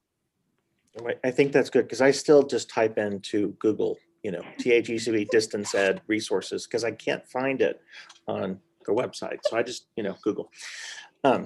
You'd think I'd bookmark it after all these years, but oh well. All right. Anything else for the good of the group? All right, then I will ask for a motion to adjourn.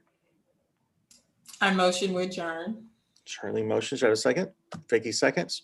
We stand adjourned. Thank you all. You have a great day and weekend, and we'll talk soon. Bye.